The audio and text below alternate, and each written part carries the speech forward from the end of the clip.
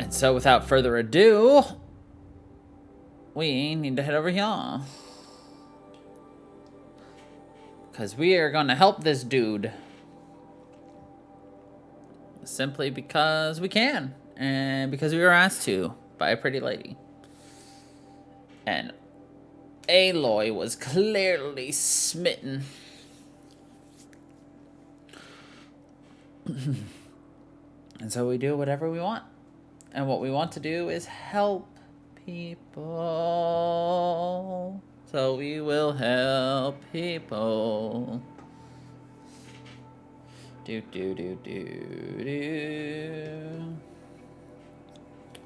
La da da da da da. Da na na. Da da da da da.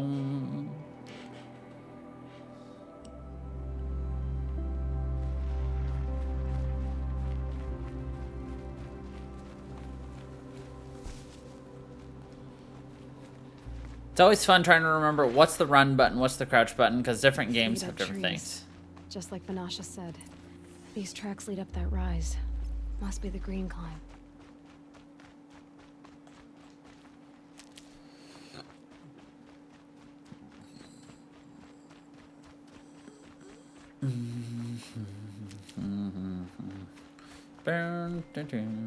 All right.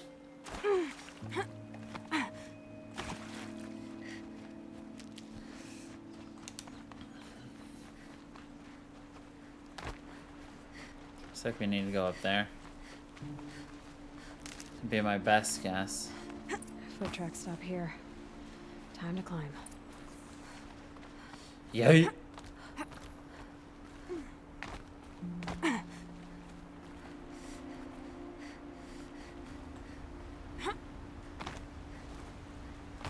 Come on.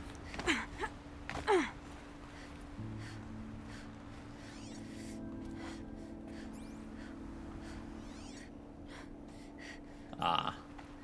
That's where I wanted me to go. Typical. I was so close and yet so far.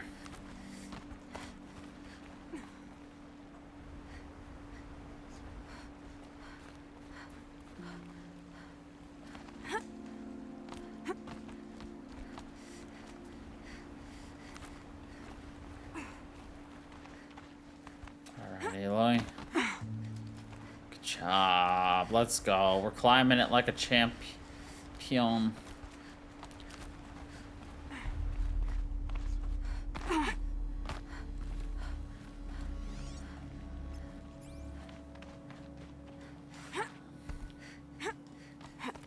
Easy. All right, made it. Where did you go, Uthid? Food scraps. I'll bet Uthid stopped to see if he was being followed. He must have kept going. I've got to catch up.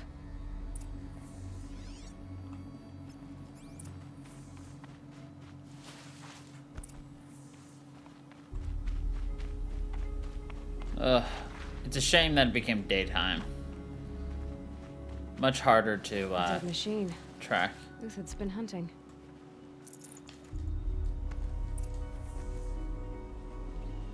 Everything useful has been stripped. Uthid's been gathering components, probably for ammo. Glintox, looking to scavenge.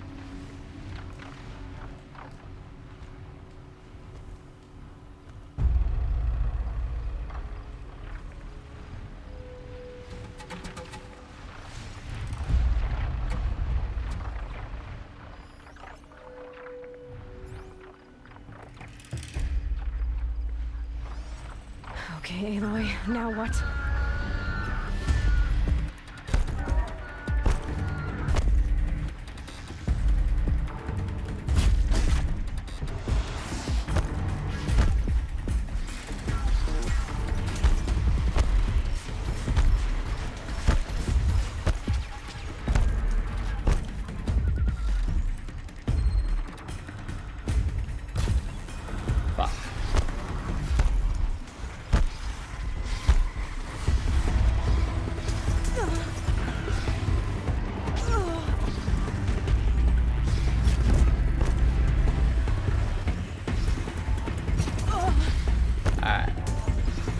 down.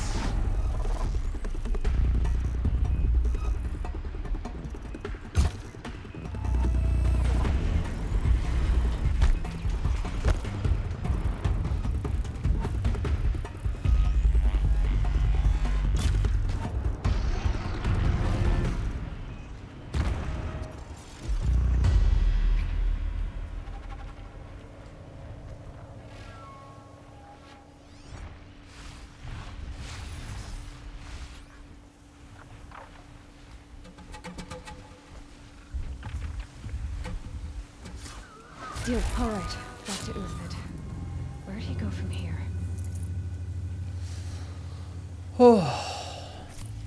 Annoying, as always.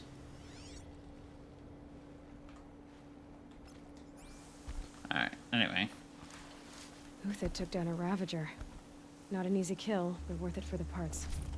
But he didn't even take all of the parts. He only took some parts. Dead Watchers. More scrap for Uthid's stockpile. Is it more scrap for him or less for pursuers? Because remember, every time he kills something, he makes it easier for his pursuers.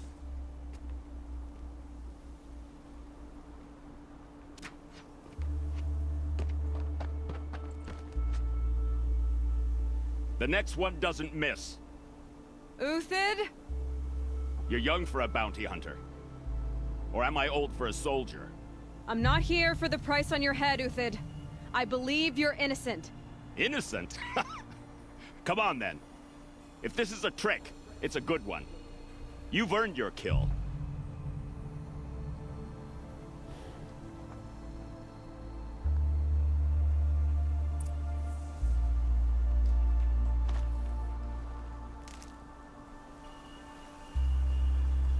No tricks.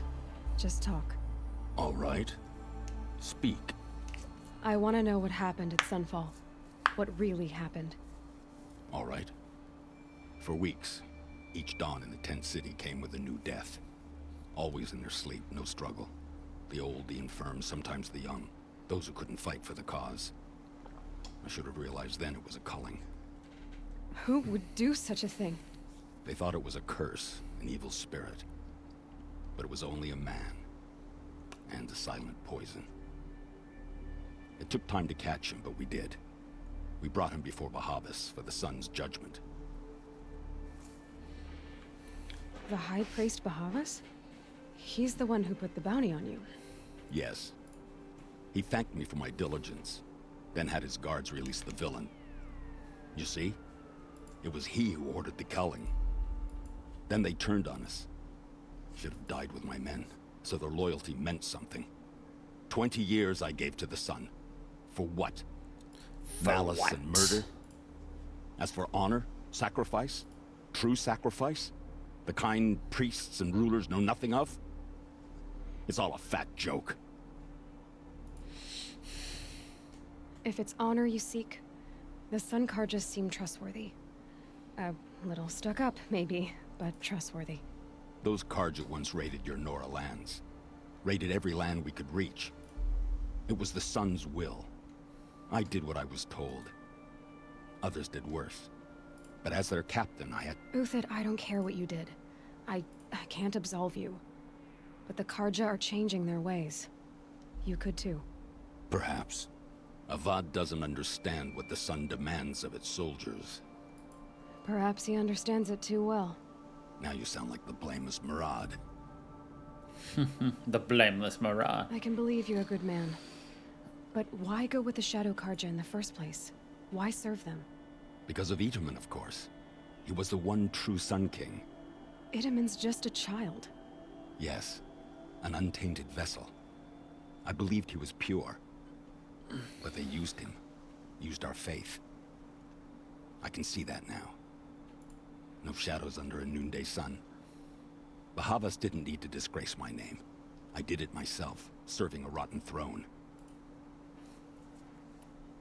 I met someone who wants to get you out of this. A woman named Vanasha. But first, we need to get you out of here. What are you? You look like a hunter. You give orders like a soldier who's been out... Mercenaries. Think they'll all line up to tell me I'm innocent? Should have stayed on the plains, Karja! The mountains belong to us! Kikuk's killers! When we're done with you, you won't even leave an echo! You didn't make it hard to be followed. Almost as if you wanted to go out in a showdown. Not much gets by you. Found him! Over here! Bad shot!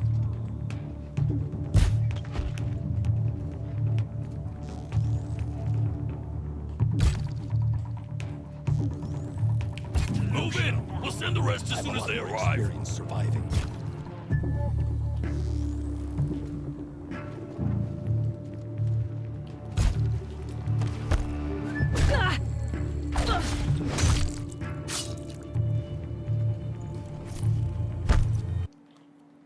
Oh, wonderful. I love it when the sun goes out. Yes, yes, I am fully aware that, come on. That's the problem with constantly having this thing plugged in. Got another squad on the way. I don't have battery or like wireless life to do anything else but this.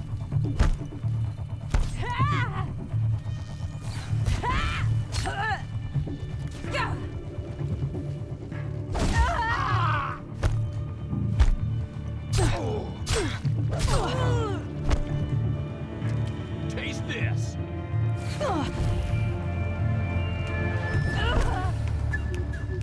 Move like the wind!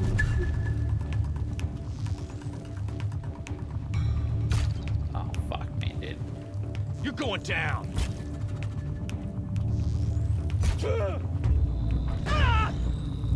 Move around!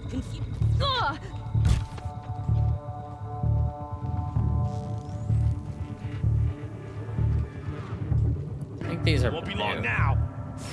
It's up to you now, man! Rally! We can still finish them!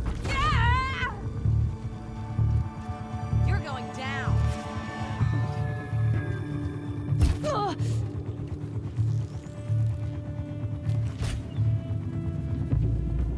Got you now!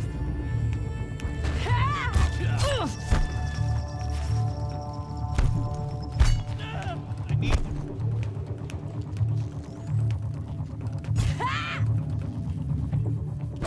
Take it down.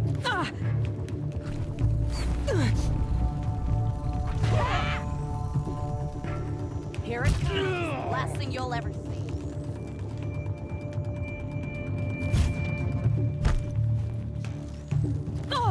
This one's yours.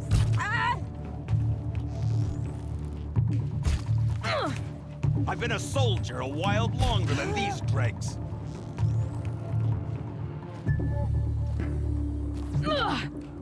That won't be the last of them.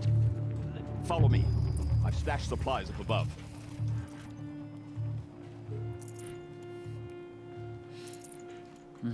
Okay. I hope the supplies he stashed include some medicinal herbs.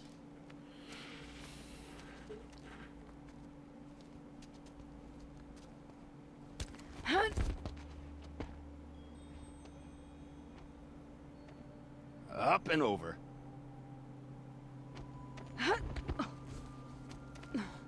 Grab what you can while we still have time.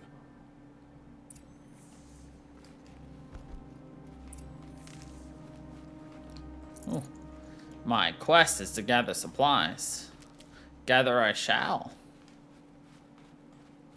For what are supplies?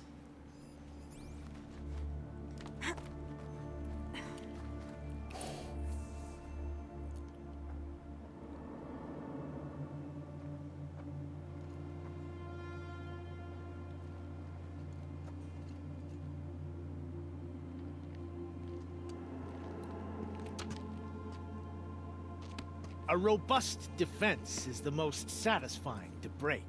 All right, Marvels. We brought the priest out here, so let's put on a show for him.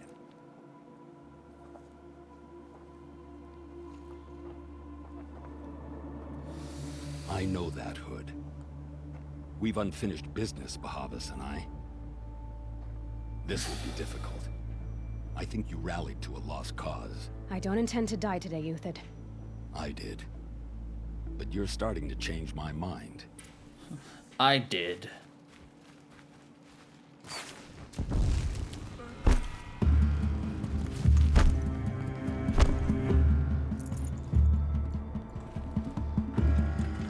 Move along now.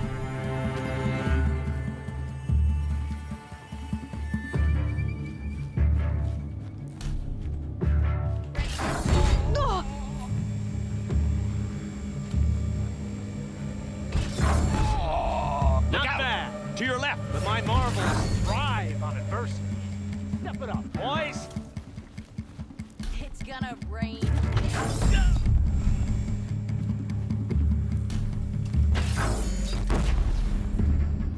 Finish you off.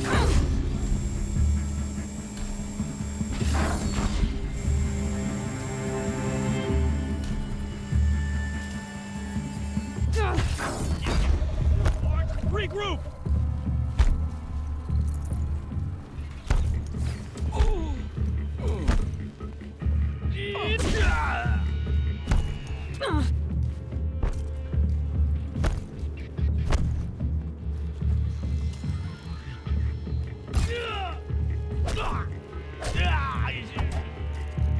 Like how they're like targeting Aloy and not, you know, Uthid, the one they were actually contracted to kill.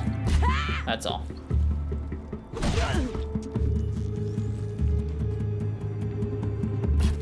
They recognize the true problem, yeah. Ah, shit.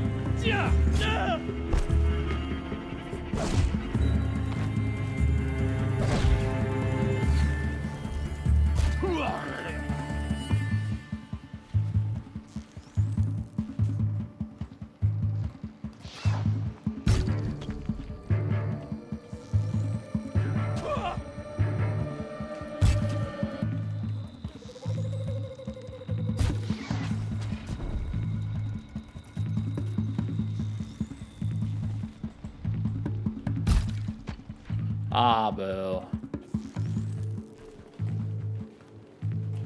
Bitch tits there decided to duck.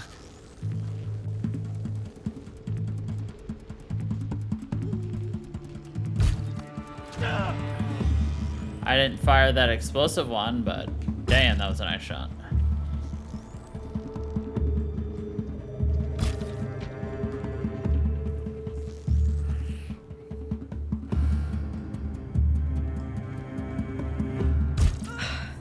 That's the last of the Marvels.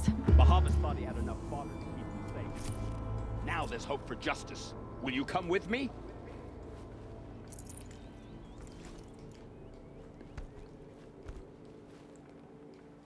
I've really gotta remember that I can like use healing potions instead of just like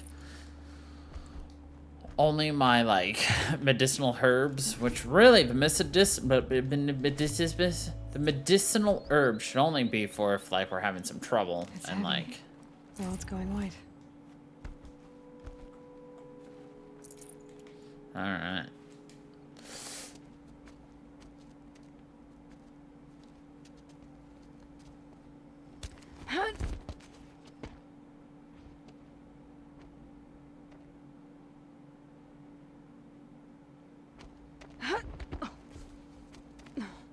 This won't be easy. Bahavas still has his personal guard.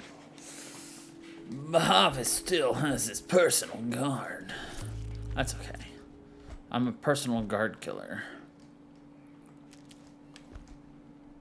Really, anything that gets in my way, we eventually kill. Might take us a little bit, but we will. No room.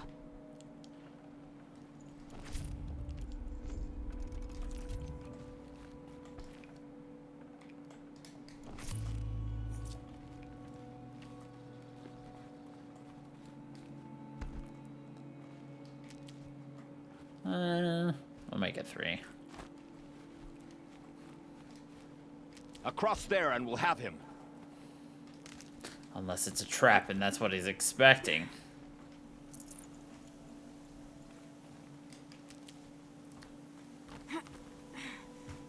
I had to come here myself to end your suffering, Uthid, and mine. The Outlanders led us here, and now that they are dead, their price is most affordable. But enough with needles. It's time for blades. Remove them from the sun's sight.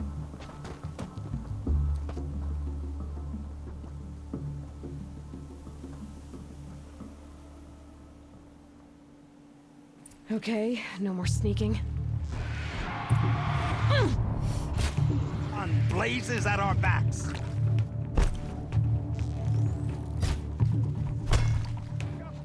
The sun sets on your pathetic life, Uthid. Have a care, Nora.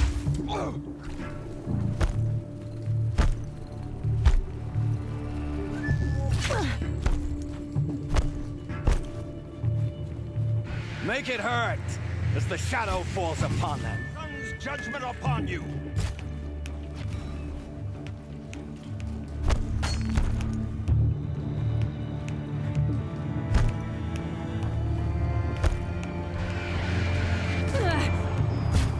Kill the traitor! Kill Lenora!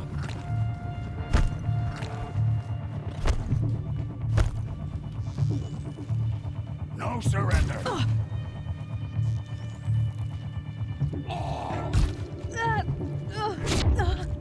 The sun sets on your pathetic life, Uthid. Press the attack.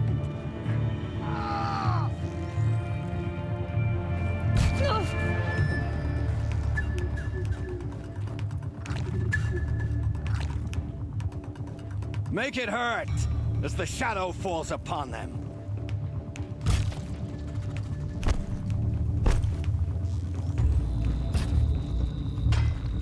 Press the up to his perch.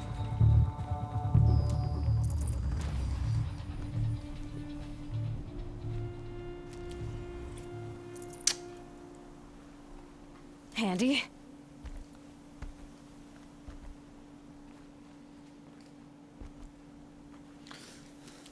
I'm waiting for him to, like, stab Uthid.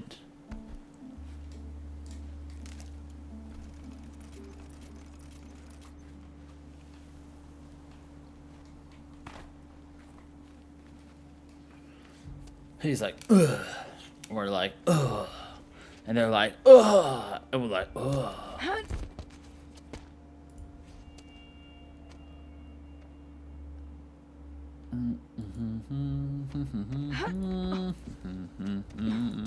Whatever deal you worked out with him, I'll double it. More than double it. No. I'm tired of this, Bahavas. The lies and the violence and your cheap-scented oils. I don't suppose you'd kill yourself. I had to. I had to. Prune the weak, or all the Karja and Shadow are doomed. This solves nothing. But may the sun find some worth among your drying bones.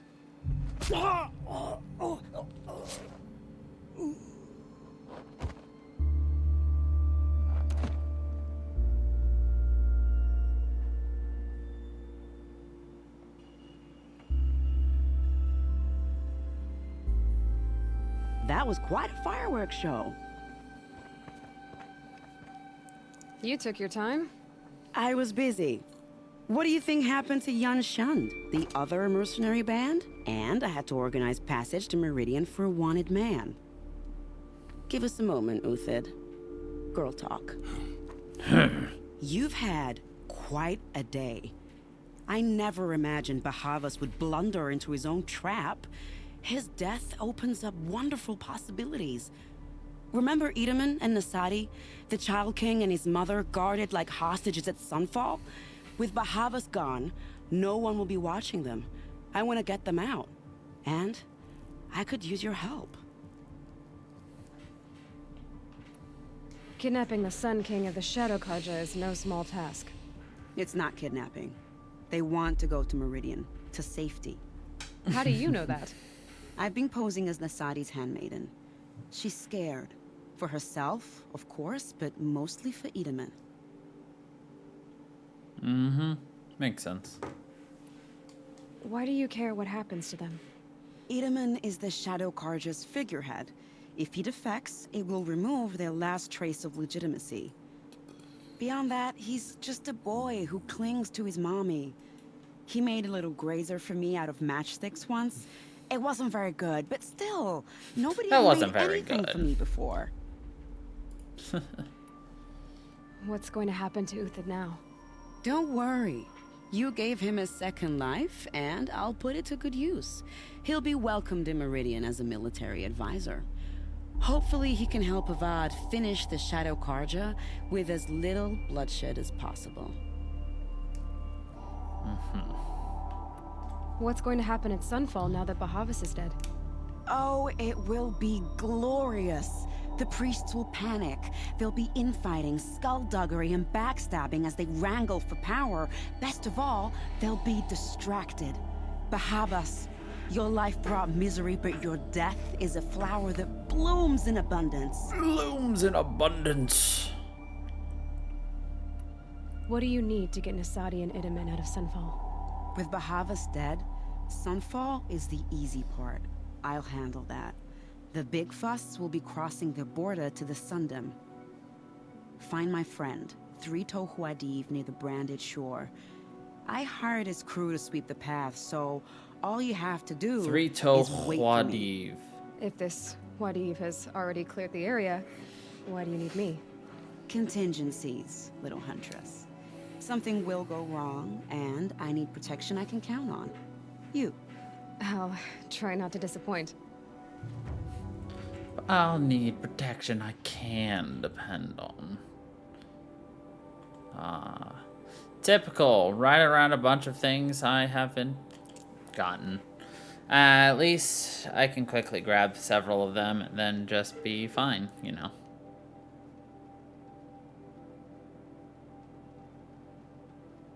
Probably gonna arrive and find that, like, his entire band has been, like, slaughtered or something. The usual things that will happen in a game. So, as long as we're ready and willing, we can take care of the rest. The problem's gonna be if we have to, like, ride. Like, we have to guard them, and if they die, we lose, and we have to do it again, or something like that. Like, that's annoying and difficult, you know. But on the other hand, if it's not like that, it's just some kind of easy little thing, we should be fine.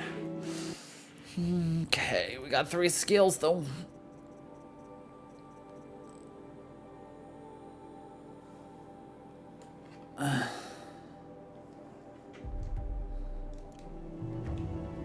So can we just call mounted whenever we want?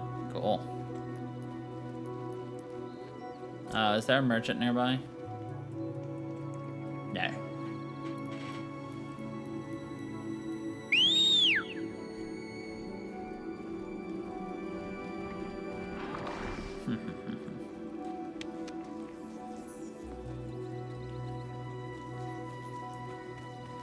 Yep.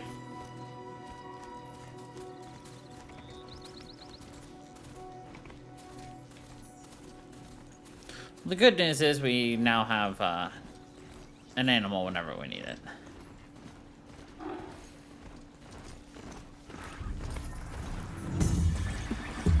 That'll make life a little easier.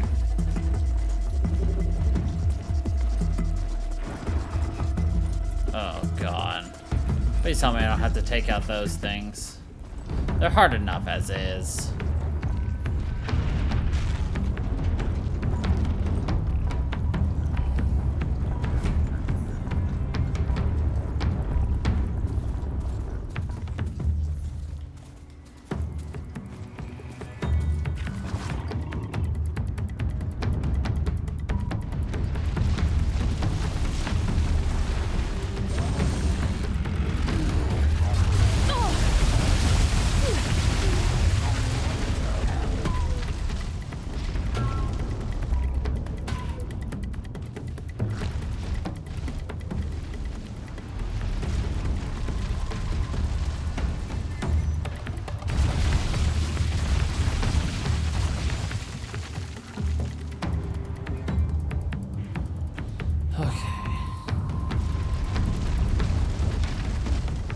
Oh, no, they noticed me again. Get it while I can.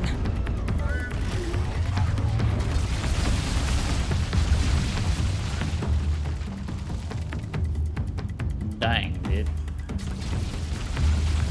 Up there.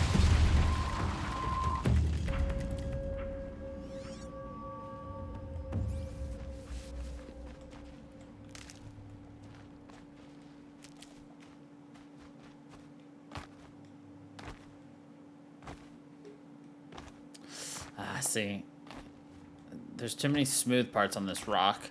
That's why we're not having a lot of... There we go. Huh. Do your part. We're missing like 50 of these wild, like, echo device things. Like, holy shit, dude. Got too much already.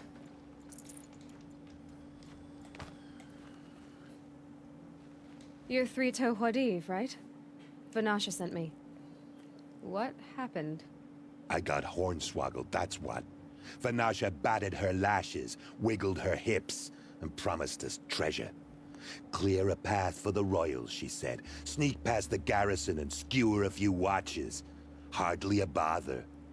Little did we know there was a damned monstrosity lurking underground. When will I learn not to gawk at skinny girls? Oh, boy. Why do you think Vanasha swindled you? My crew came to Sunfall because we heard the bounties were fat. She offered us the fattest one of all, enough to retire on. It's my own damned fault for taking the bait. Should have known I'd end up with a rupture in my useful parts. So Vanasha needed safe passage for Nasadi and Idaman, but it didn't work out? She made it sound so sweet and easy. Find the best path to the lake, make sure it's safe. What could go wrong? Turns out, a lot. Like bloody murder in the grinding jaws of a heinous death beast. Heinous death beast! Something attacked you from underground. Oh, you picked that up, did you? I wondered why the Shadow Kaja didn't pay attention to the pass. Well, they don't need to. A rock-eating demon guards it for them. It tunnels in the dirt, breaks through the earth, and blasts rocks from its stinking face. I barely escaped. My comrades weren't so lucky. I might shed a tear if they weren't all cutthroats and cheaters. I might shed a tear. Vanasha will be here soon with Nasadi and Idaman. I've got to destroy that thing in the pass before they arrive. You're not too bright, are you? Well, we didn't last long against it, but I'll tell you what I know. It has armor everywhere, a little less at the rear. And when it goes underground, it will lose track of you if you're quiet. You might even be able to keep it from going under altogether if you hit its big crooked arms hard enough. That's all I can offer, friend. I promise to look solemn at your funeral before I hit the bar. Before I hit the bar. I freaking knew I'd have to fight it. Maybe I can just snipe it from up here.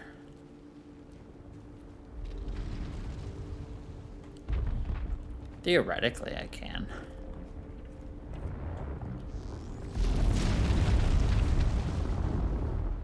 I can. But yeah, no. It doesn't stay up long enough, unfortunately.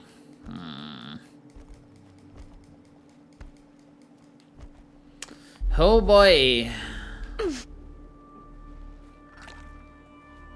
I knew it would be too soon if we ever had to find this or fight this thing again, and by God, it's too soon.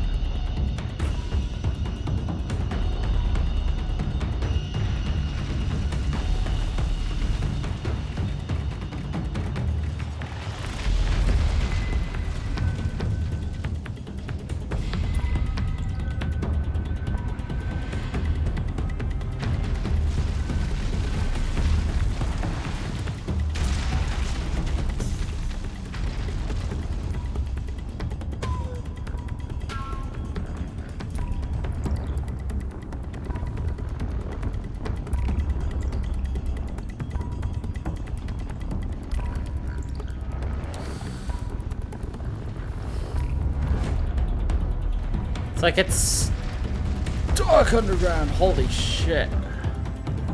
How did it...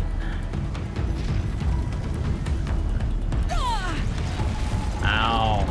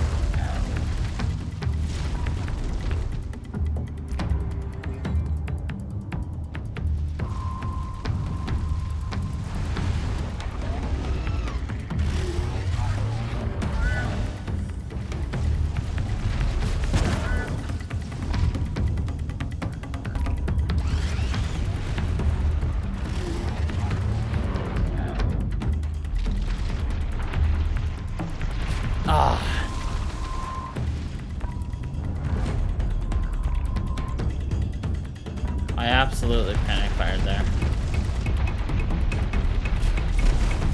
I got it. Let's go. Hey, cool, rabbit.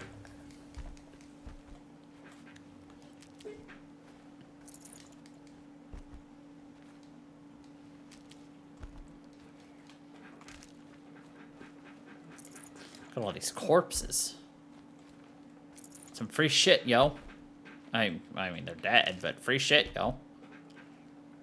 Rock breaker, dream maker. Rock breaker, gonna break rocks with me. He's a rock breaker. Saving these for the trail.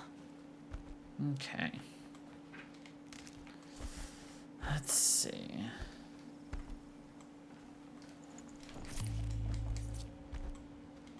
Simple enough, don't you know?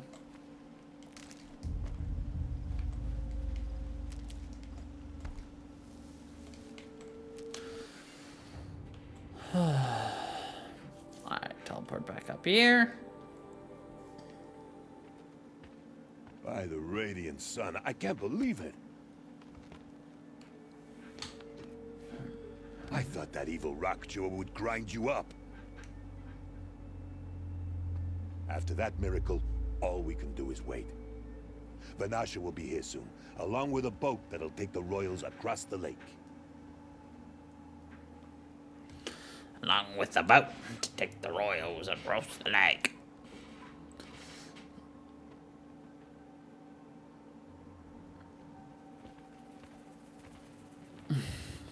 Ah, little huntress. Glad you accepted my invitation to play bodyguard. Where are your men, Huadiv? It looks like something chewed you up and spat you out. That's pretty much exactly what happened. The way is clear. Can we go? I like how you always cut to the chase. In this case, literally. It won't be long before you're followed. Don't be afraid, Your Radiance. We've got excellent protection.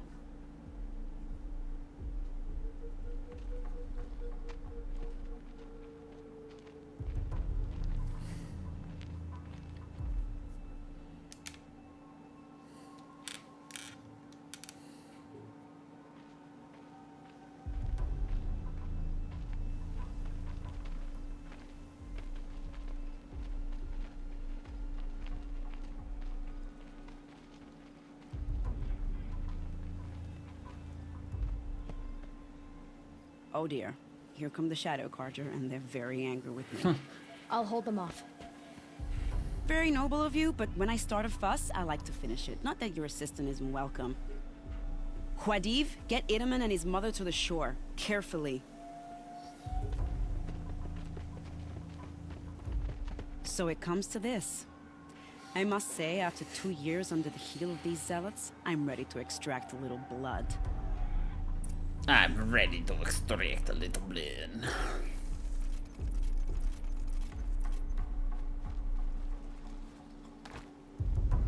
Some traps would be nice. Nah. I am the trap. Shall we prepare a little surprise for them? Fine. Are you sure you don't have any traps, little huntress?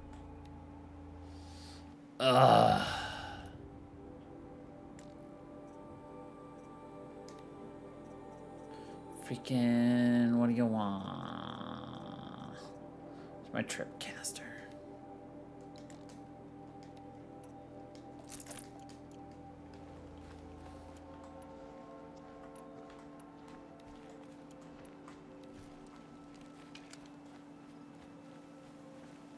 Take cover up there, behind that rock.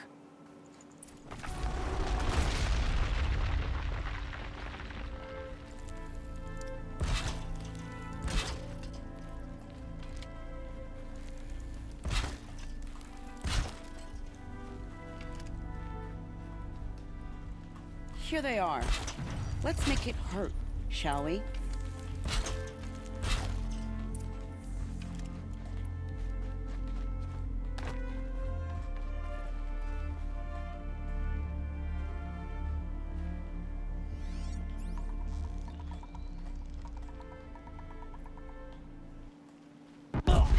still looking.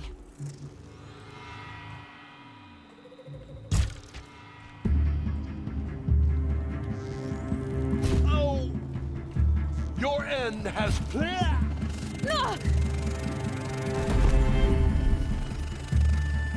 Well, that was entertaining, but I suspect we're not done. More of the bastards. Get ready.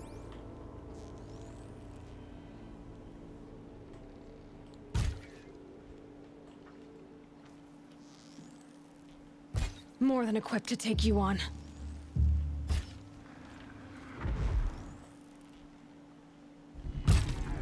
I'll make sure you feel...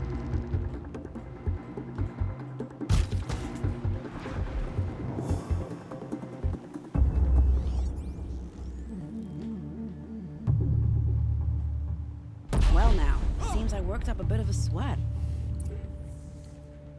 That was easy.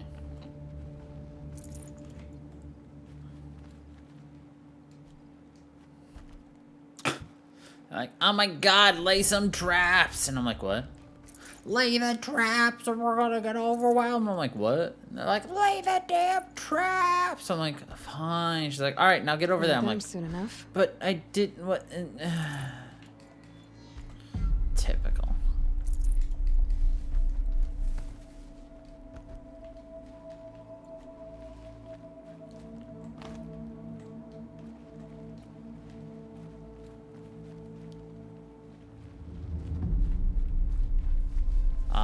Hello? Are you broken? I don't want to jinx it, but we might be in the clear.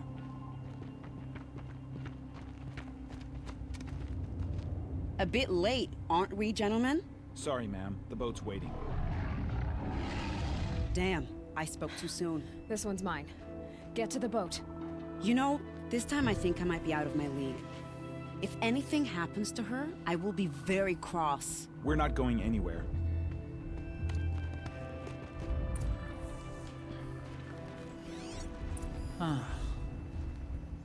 Oh, wonderful. Corrupted, too.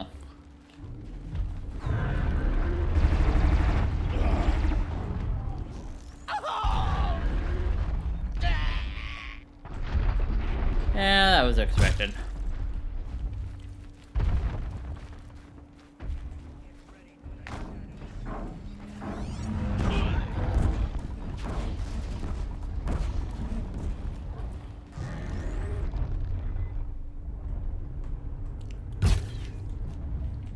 Oh my Christ.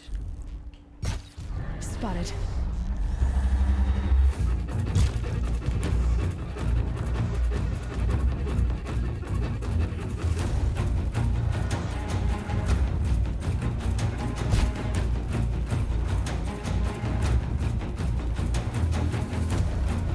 Where'd you go?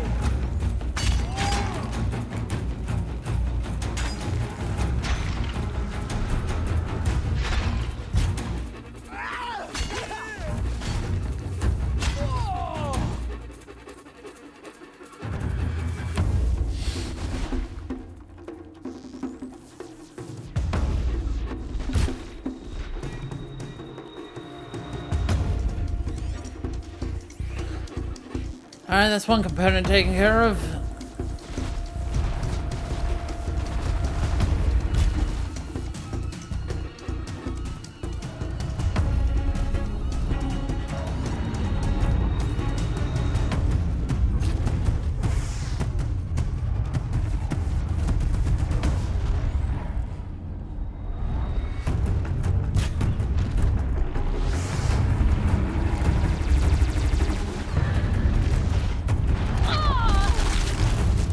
Right through that rock.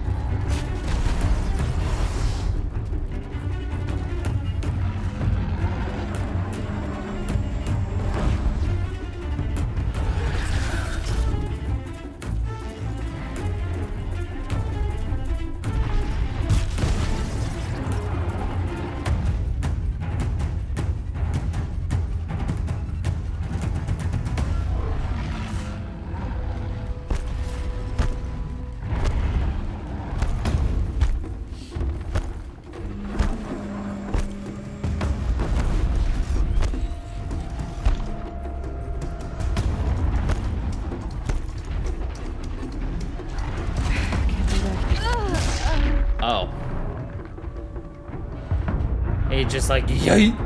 And we're just like, oh. Oh. Oh. Oh. Whoa. Hopefully it's just that fight. Yeah, it is. Cool.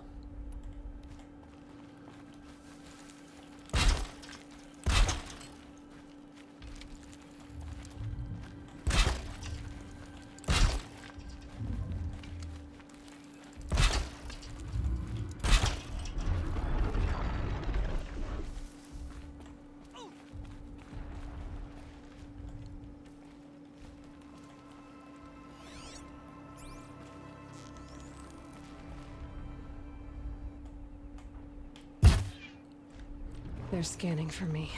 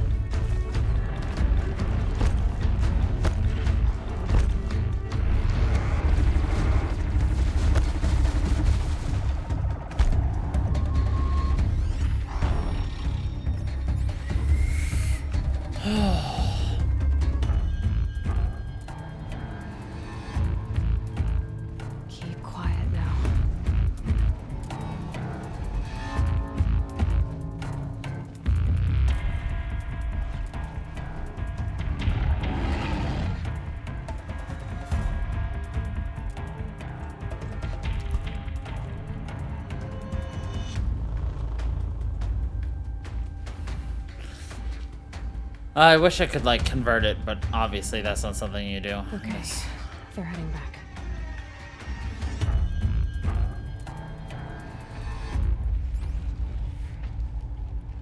Alright. This gives me an opportunity to restock slightly and prepare for the next offensive. Can't be too prepared. Which will be laying these down.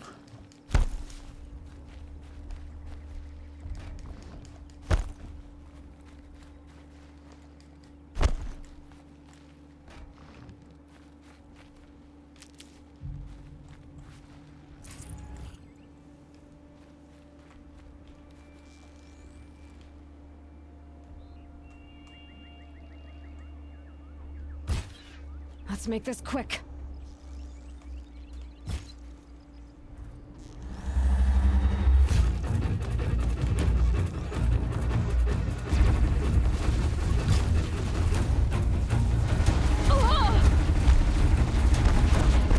I hate that that happened.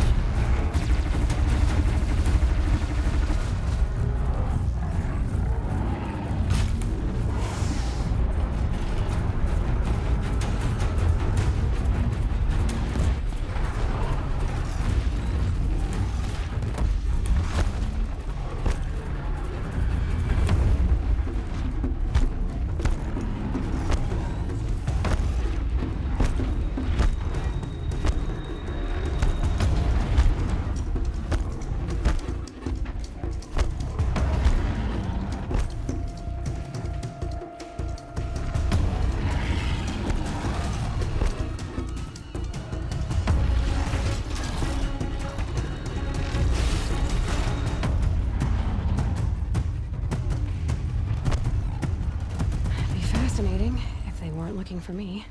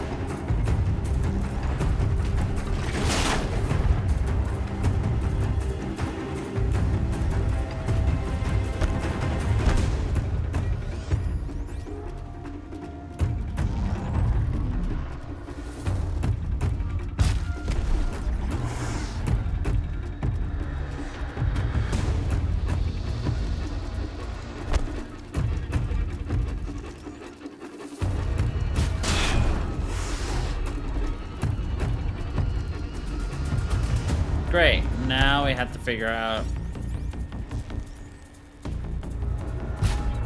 what to take out next.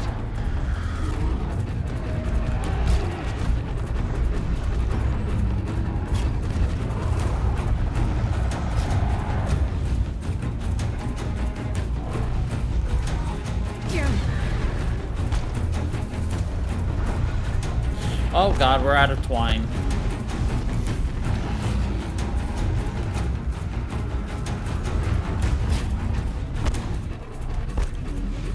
That's an actual issue.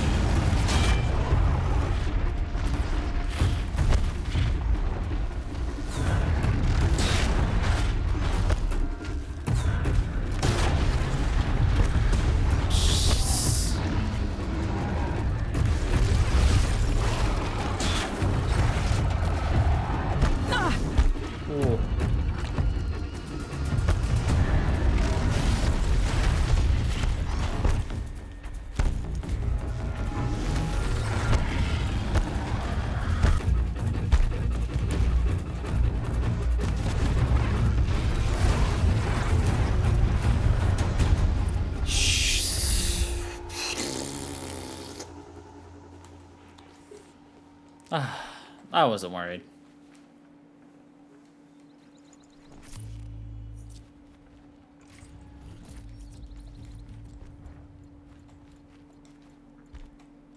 Good for an old remedy.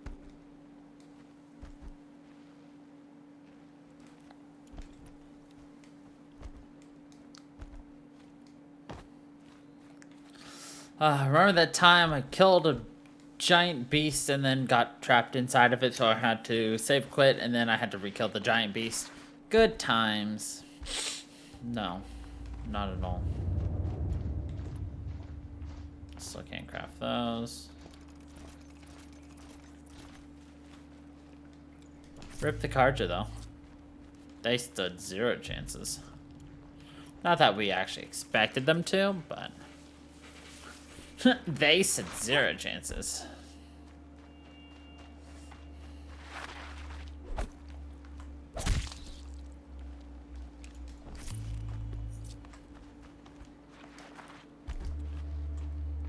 Not exactly a royal barge, is it? Oh well, defectors can't be choosers. Let's get aboard, shall we?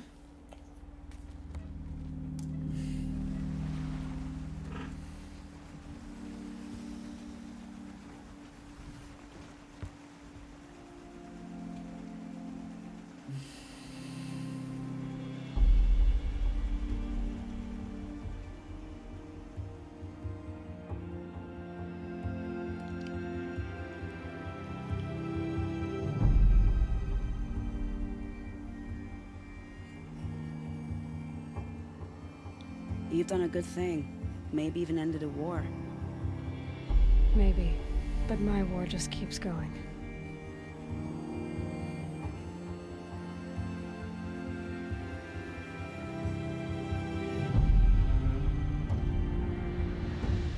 Now that's a shot.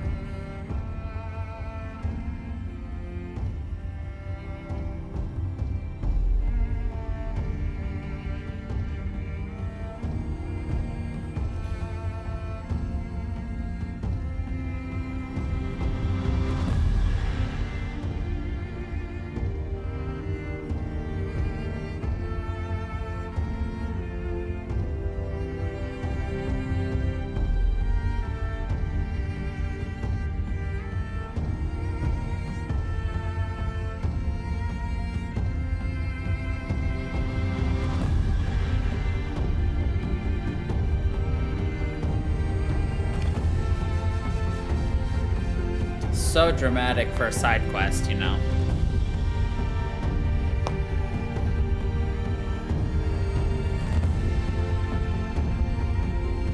Edaman, my brother, welcome home. You have nothing to fear. You are now under the protection of the Sundom. My protection. As is your mother, she will not be harmed. You have my word, the law of the sun. Aloy, it seems I see your influence everywhere. You've done so much for the Sundom, and it will always be appreciated. You have my thanks. May you walk in the light.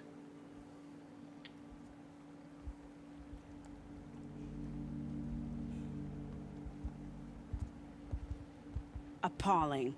I spent 2 years in the Forbidden West setting this up, and the redhead gets all the credit?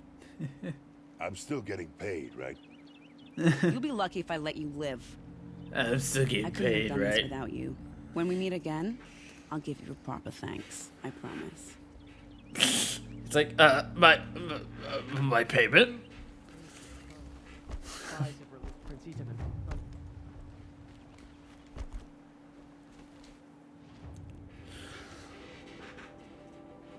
Alright, resources. Why, yeah, we need us some wire.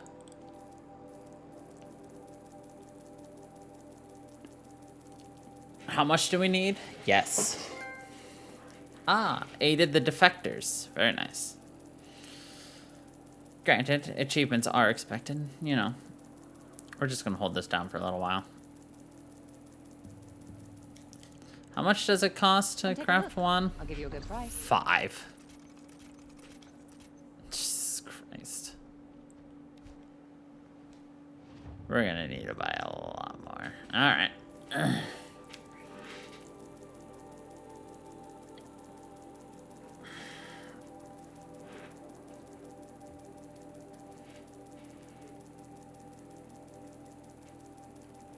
Now, granted, a bundle of 5 gets us 5 arrows. So it's not like 5 for 1 deal, but it's still like, ugh. I'd rather like not run out. You know how it be. 250, that should be good for now. And now we can sell some shit.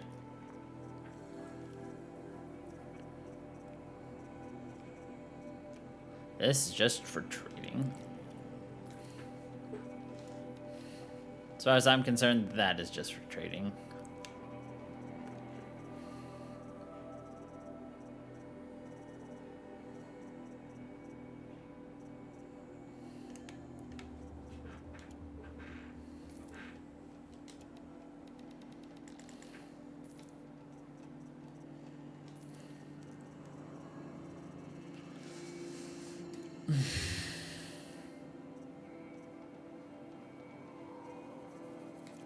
You'll regret not stopping when you're in the thick.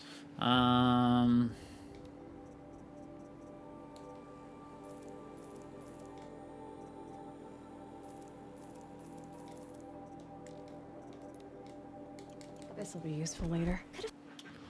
All right.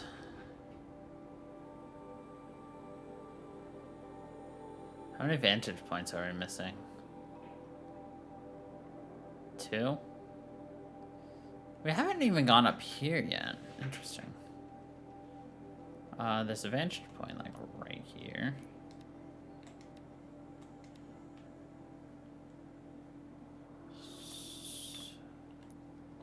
Let's go to Sheaf's Flight.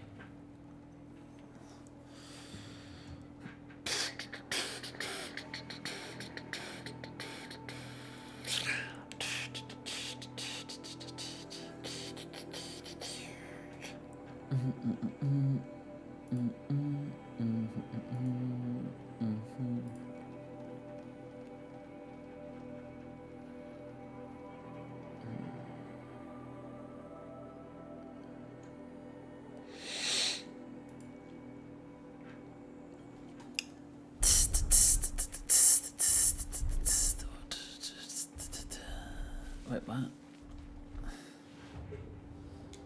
Okay, so we just need to run along this cliff edge, eh?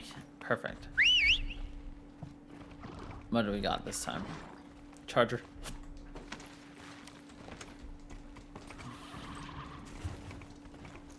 Yeah.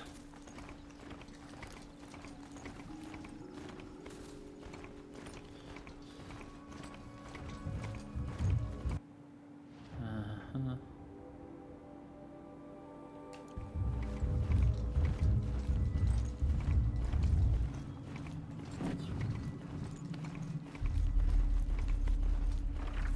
Looks like the spot's over there.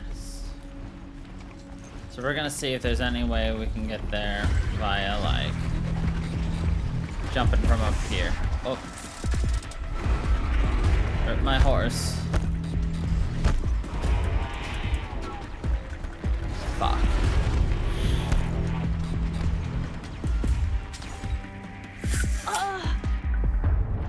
The answer was no, we cannot get there from up there. I mean, if we could ride a Glenhawk, maybe. No. The answer is no. No, no, and... oh, yeah. No! But that's okay.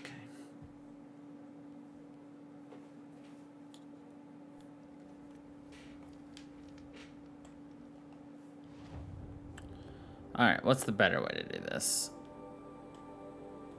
If I want to go here, best way is probably to do it from here.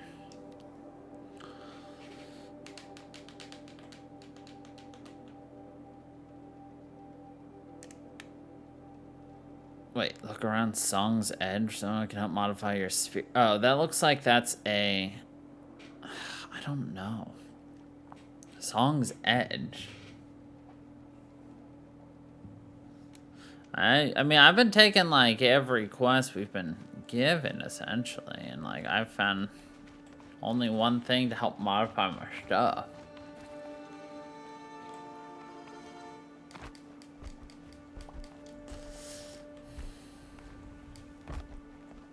Ugh.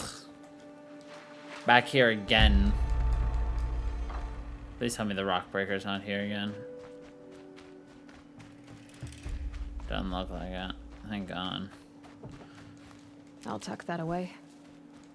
Of course, we also had that Thunderjaw. Ugh.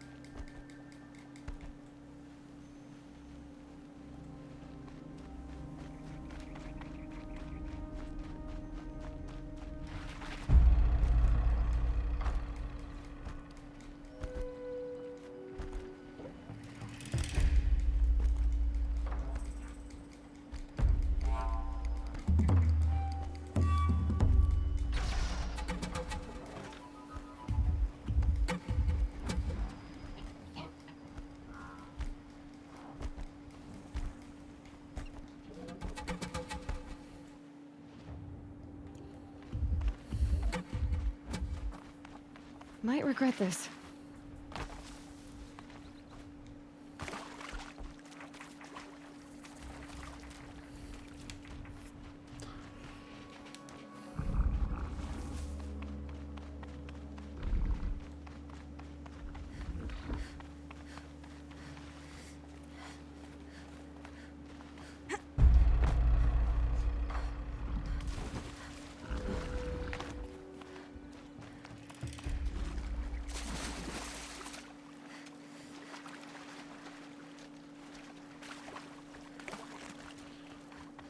All the gators.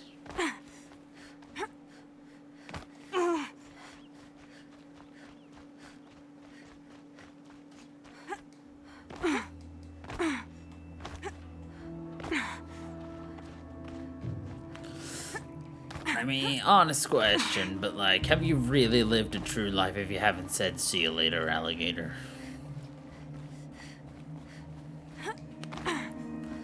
It's just part of the pinnacle of life.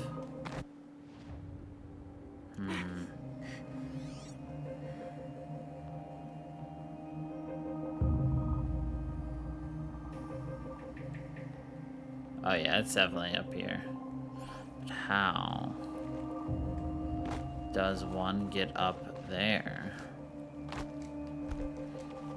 Ah.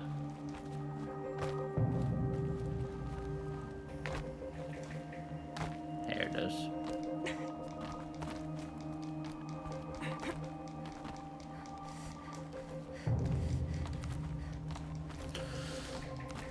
There it is.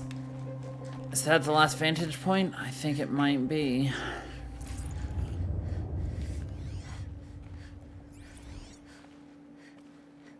Day 11.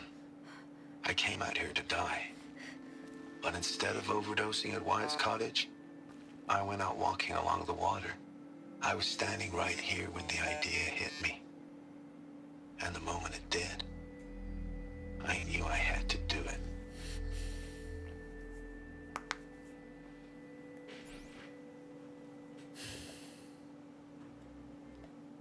Is that all the vantage points? No, right. There's still one more we need. At least one more.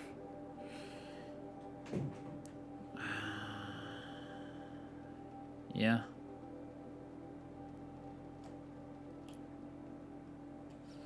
Alright, to the campfire. Hi, bud. Hi. Hi. You and your cute little meows.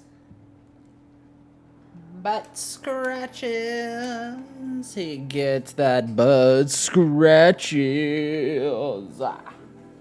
With a floofy little tail and a flick-a-dick-a-lick. It's a floofy kitty cat who loves me.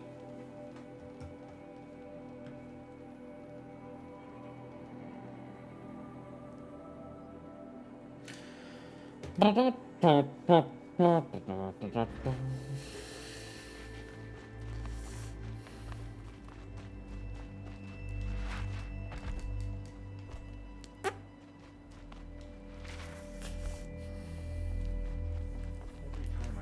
at the Citadel, I remember that Itaman's gone. Move along.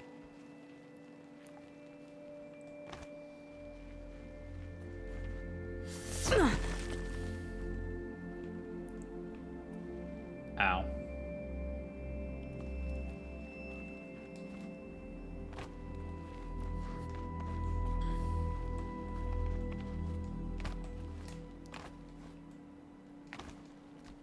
Apparently they put a failsafe in for people like me who managed to somehow not take the super obvious jumping path. Or wait. I'm supposed to go down here. Lol. Only I would manage to actually go down where I'm supposed to and then think I was supposed to go up. The other side of the tower. Look for a vent.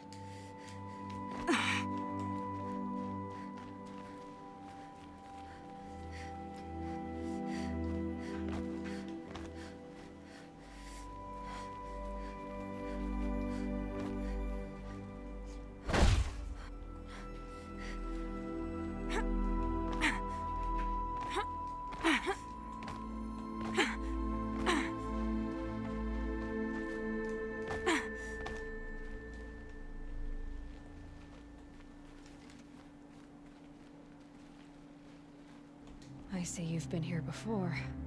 Obviously. Now, it's very important that you hear what I'm about to say. I've shown you the way in, but this humble vent marks a point of no return. Before you descend into the depths here, you should be fully committed, equipped, and focused. No distractions. If you have errands to run, do them first or hold your peace. I won't tolerate whining.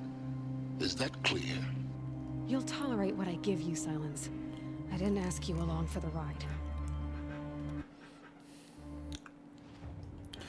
So from what it sounds like, it's the point of no return already? Okay, don't care about that. Don't care about that. Don't care. We need another thing, but we don't have one, and we've only found them as we've gone through it, so let's do it.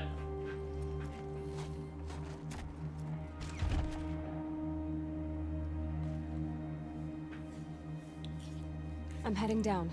I've spent a lifetime trying to uncover the secrets of this world. Where the machines came from. How the old ones achieved such marvels only to fall into silence and death. A lifetime of failure. As year by year, decade after decade, I hit walls I could not break, doors I could never breach. Hello. Until a Nora huntress marched out of the savage east. And voila, for her, all the deepest secrets of the earth were laid bare. I suspect you will have an easier time with this door than I did years ago. Hold for identiscan.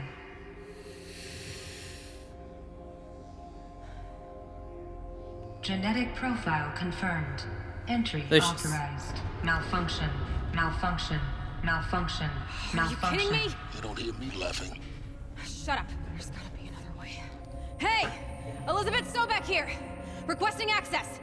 Access request acknowledged. Root command functions available. Do you wish to proceed? I do! Get me through this door!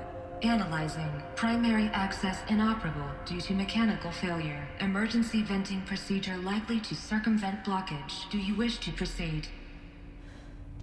Yes. Emergency venting authorized.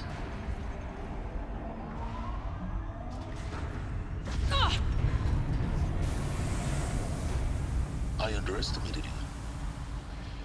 Think by now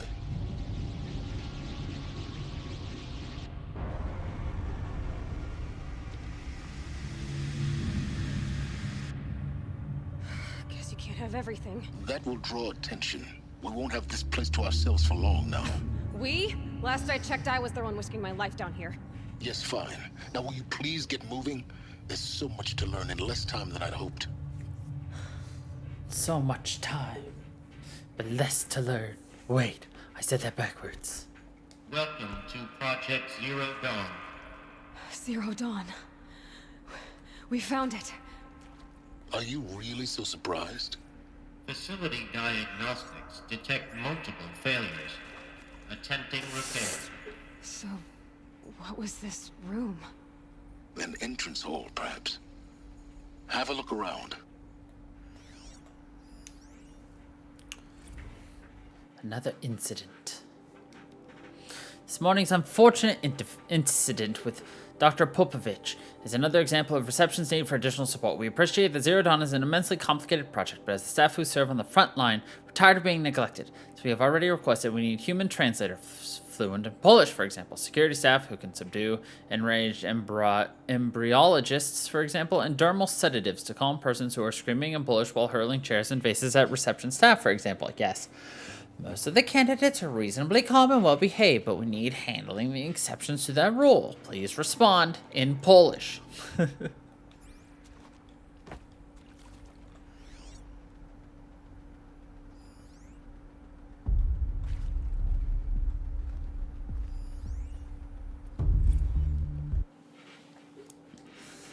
Reception staff continues to require additional support managing ZD candidates when they arrive at the facility. Many are frightened or confused, some are highly agitated. These are not the sort of persons who are accustomed to having information withheld from them. At minimum, we need human translators. The Lang bots are not sufficient, and mild sedatives for the extreme cases. Any and all support would be welcome. Perhaps you could start by responding to one of these mailers. So it sounds like Zero Dawn embryologists. They could have just put a bunch of human embryos in cryonics. and hope to start over again. Please take a seat and wait for your name to be called. A selection of beverages and snacks are available. Beverages and snacks.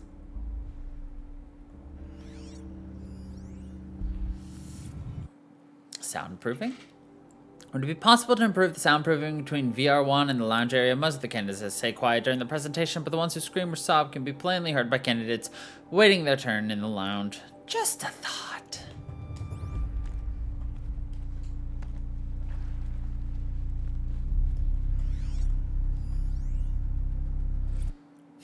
Restock or else. For the 5th time, please restock the lounge's selection of herbal teas. If I have to listen to one more egghead throw a tantrum because we're out of organic cucumber mint or blackberry sage varietals, I'm going to lose it. Please respond. And this time, no tempests in a teapot or steep demand jokes. Okay. Sounds like everybody's a little on edge. But then again, end of the world, yada, yada, yada. Everyone's gonna die, yada, yada, yada. Does tend to put people a little bit more on edge. You want out, buddy? All right.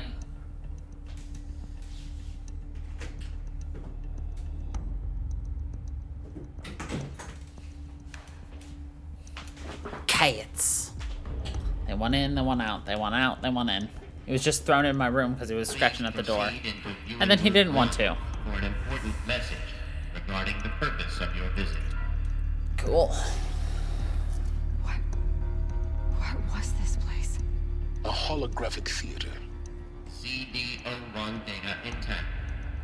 Initiating playback. Here we go.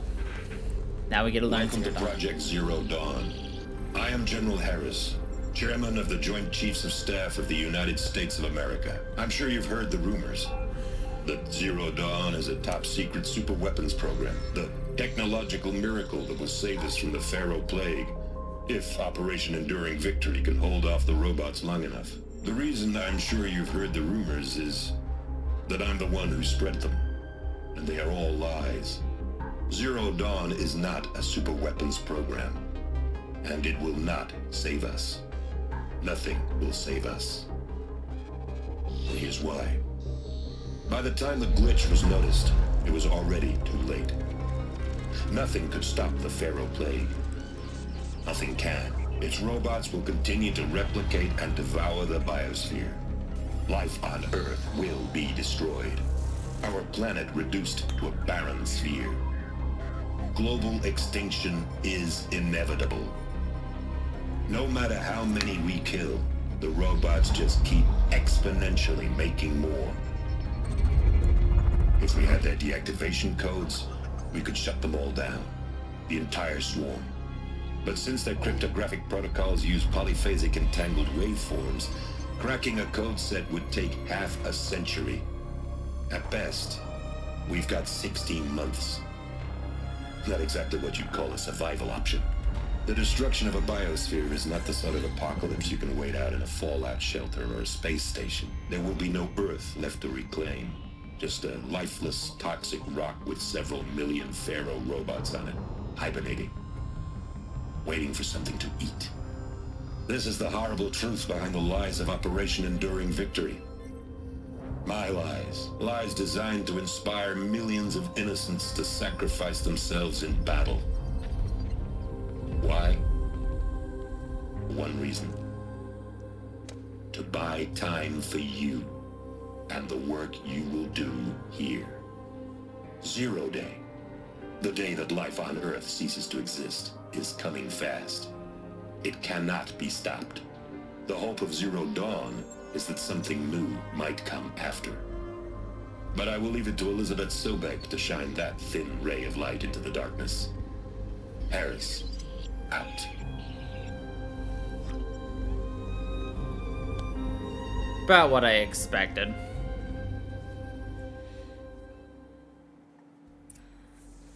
That doesn't make sense. Life on Earth didn't cease to exist. He said it could not be stopped. But it was. Somehow Elizabeth saved us. I've got to keep looking. Find out how she did it.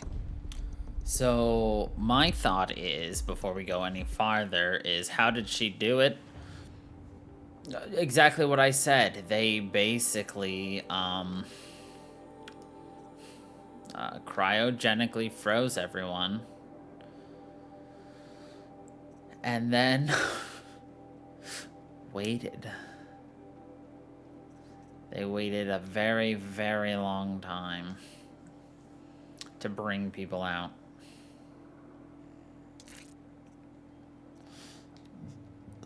And when they brought everybody out,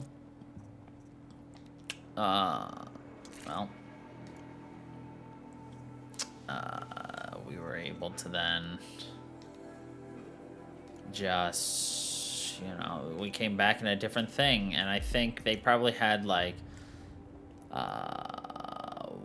when people started coming out, it was, they led them in different sorts of ways.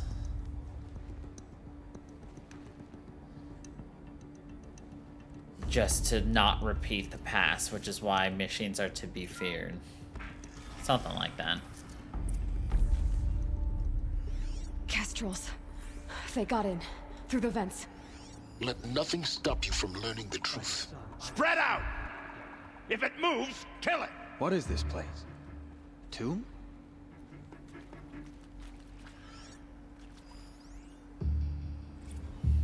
It is accurate, yes. So these mechanical monstrosities, they feed off them? Not just people, all organic matter. Every living thing dissolved into nutrients. Millennia of evolution liquefied.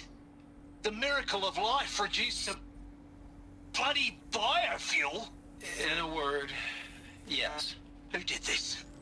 Pharaoh? That arsehole. Doctor, please. Tell him Tom Pake wants a word. Now, get off! Get off! Please! You get Ted Pharaoh in here!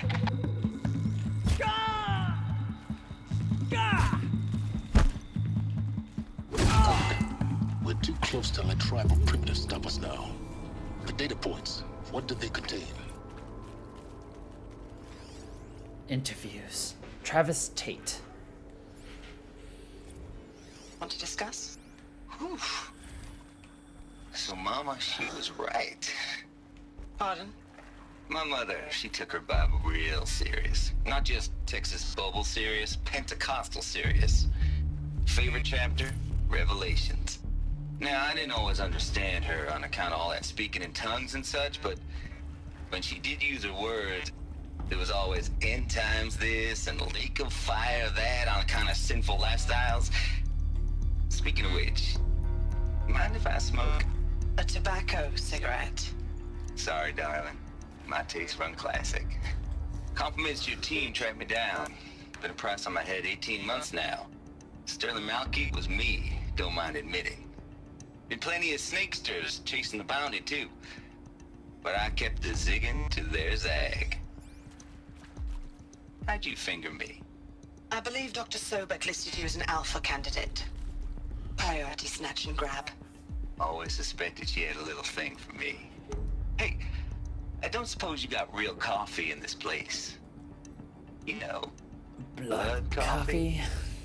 Conflict cappuccinos. Mr. Tate, I'm clearing you to proceed. Just go. Just go. You previously worked for Pharaoh Automated Systems.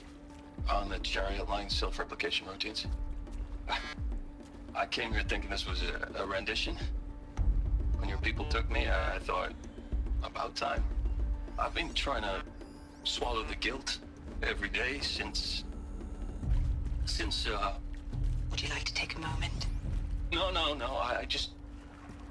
I really hoped Zero Dawn was a way to undo it all. My work. And I'm sorry to say I was ever proud of it, but Ted could really sell a concept, and in the labs, in the light of creation, that first test run, when you saw they understood their own structures, could rebuild themselves from memory and light, there were no limits. God, there were no limits.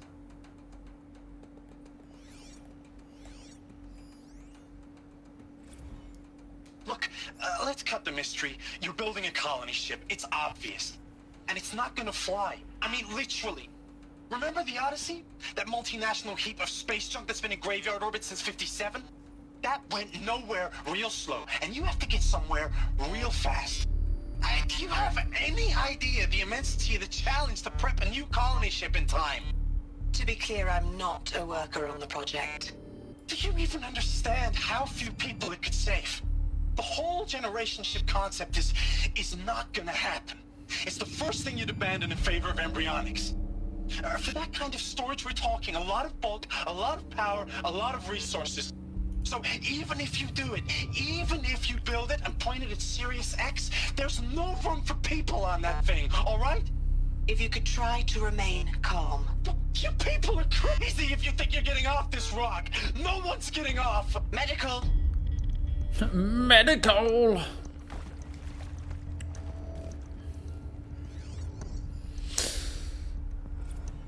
I'm sure you now understand the urgency of why we brought you here, Ms. Okilo. Captain Okilo, are you trying to thank me for not resisting? I believe we couldn't negotiate a diplomatic solution. When it came to my country's lithium, it was always a swarm that would be sent to negotiate. Metallurgic International, US Robot Command. The markings changed, but the robots were the same. You have had considerable experience in human-robot conflict. Yes, and I've got the prosthetic limbs to show it. Yet I continue to face this horror, even though the challenge was great. Cyber warfare. I thought Zero Dawn would be a Manhattan project to generate the deactivation codes. With the resources I had, I estimated code breaking to be a hopeless endeavor. I was almost looking forward to being proved wrong. Unfortunately, your estimation was correct. As your General Harris said. So then, you did not bring me here to commiserate. What is left? Zero Dawn. With Suzanne Alpert, environmental scientist. Doctor? I'm sorry, I wasn't, Just stating your name. What were you thinking about, Doctor? Nothing the General said, not really. I was on the Syzygy East Response Team in 2051, just after the second earthquake compromised the reactor. I still dream about it, after all these years. The red zone spreading on the imaging, slowly, so slowly, like a hand opening its fingers. Your involvement in that event is why you were asked for by name. Really? That's interesting. Because nothing worked. Nothing could grow there again. It was a catastrophic failure.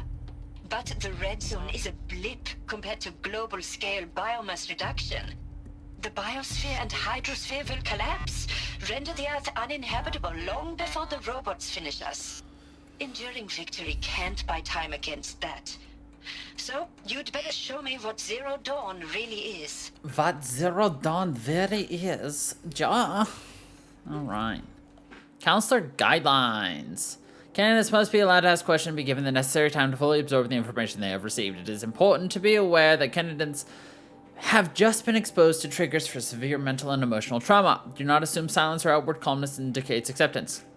It's essential to stress that all other options for combating the Pharaoh Plague and preserving the continuation of human life have been considered and found unworkable. Communicate this fact calmly, but clearly and firmly.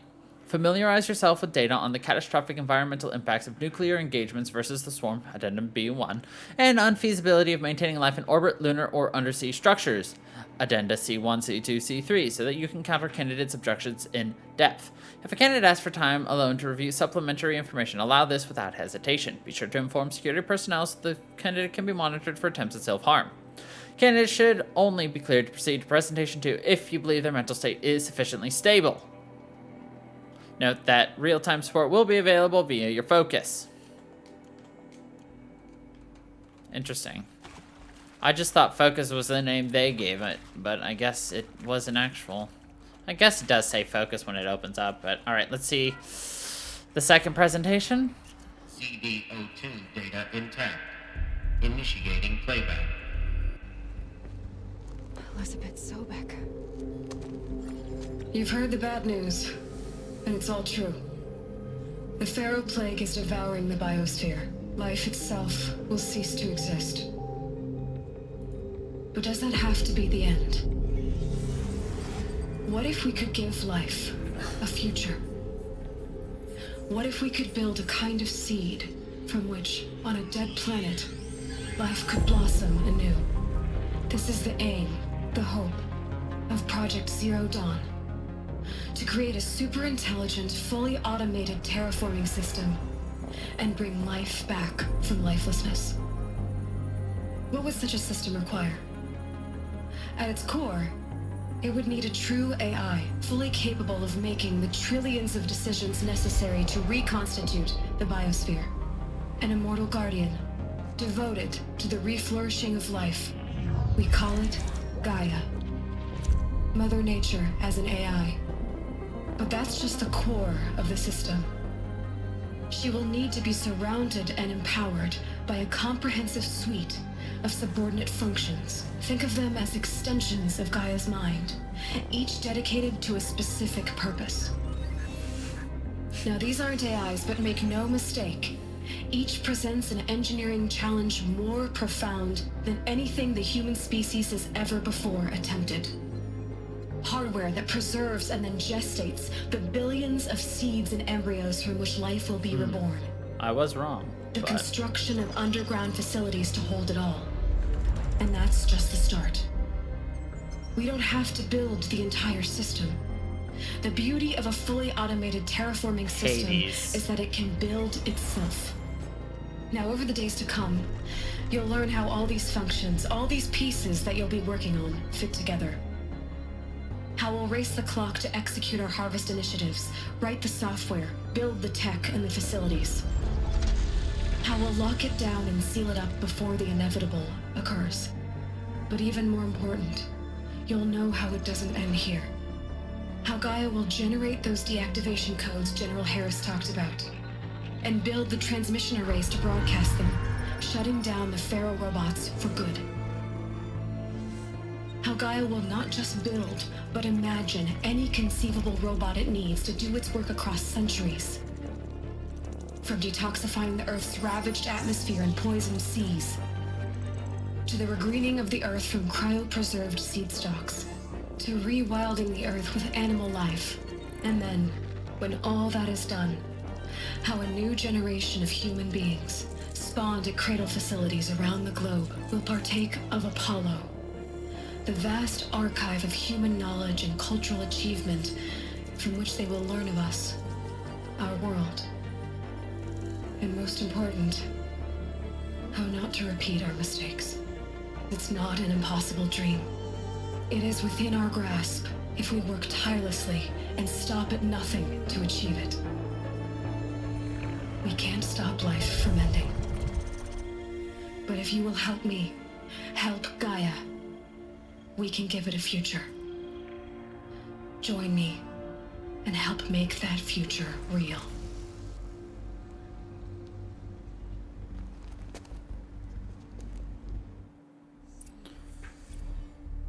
The whole Earth destroyed, but then remade?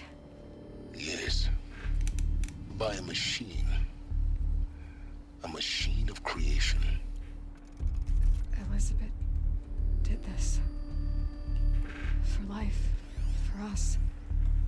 But why Hades then? If it was part of Gaia, how did it end up in the wreckage of a Pharaoh robot? And why does it want to kill me? And Apollo, the archive of knowledge, what happened to that? I'm as confused as you are. Maybe the answers lie ahead. Interesting.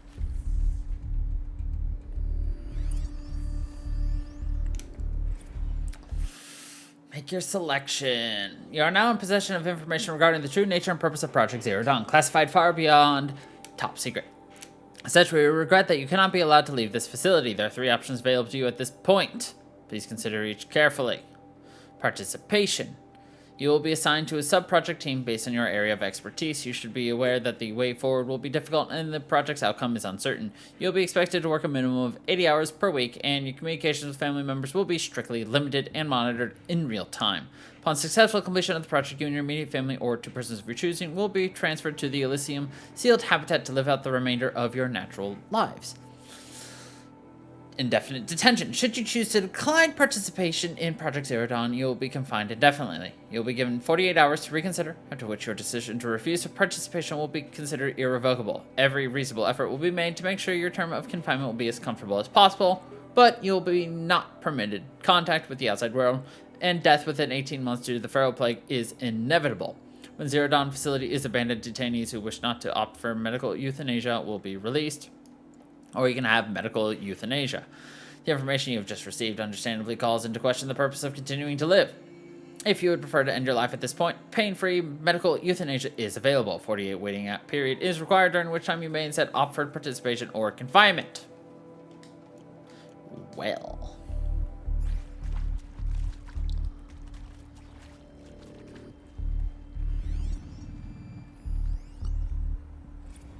Of course I'll do it.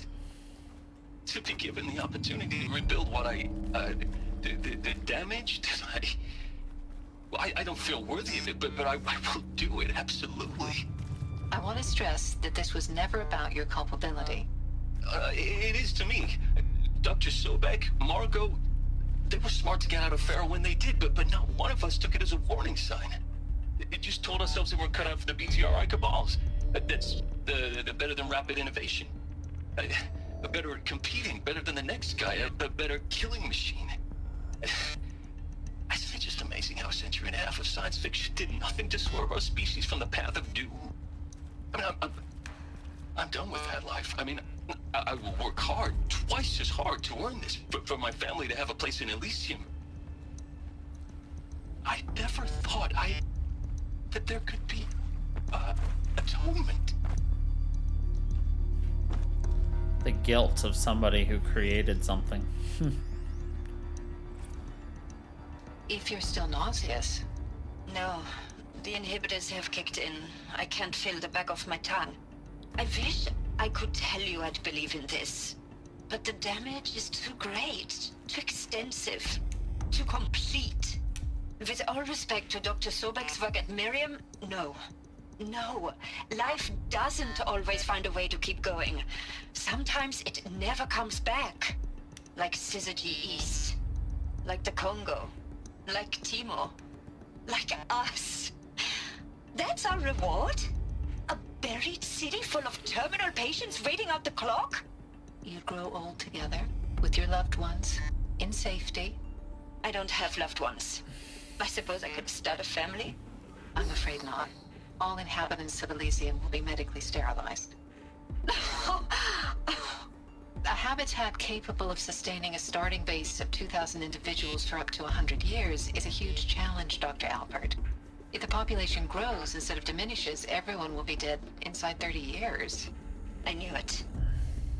I just couldn't bring myself to say the words. I'm sorry? Finish it. Medical euthanasia. I want no part of this. I just want it over. I see. Protocols require a 48-hour waiting period, after which... Alert. Medical wing inaccessible.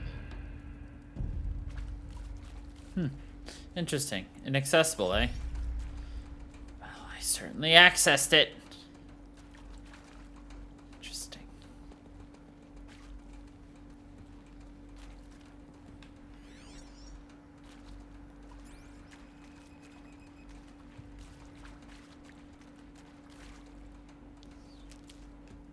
Stranded shackles.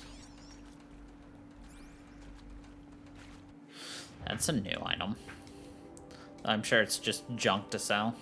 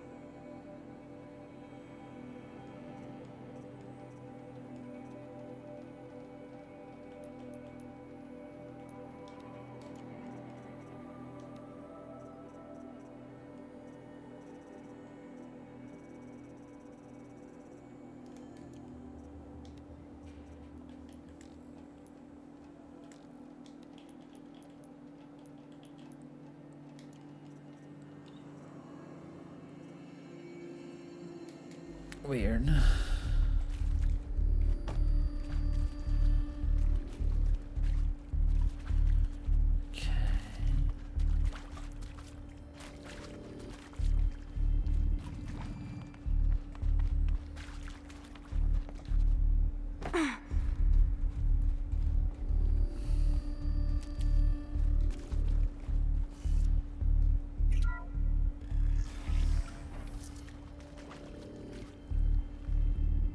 Intruder!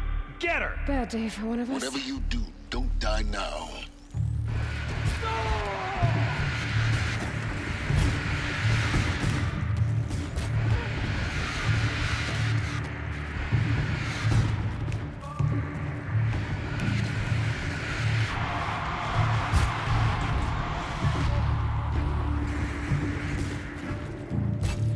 Face the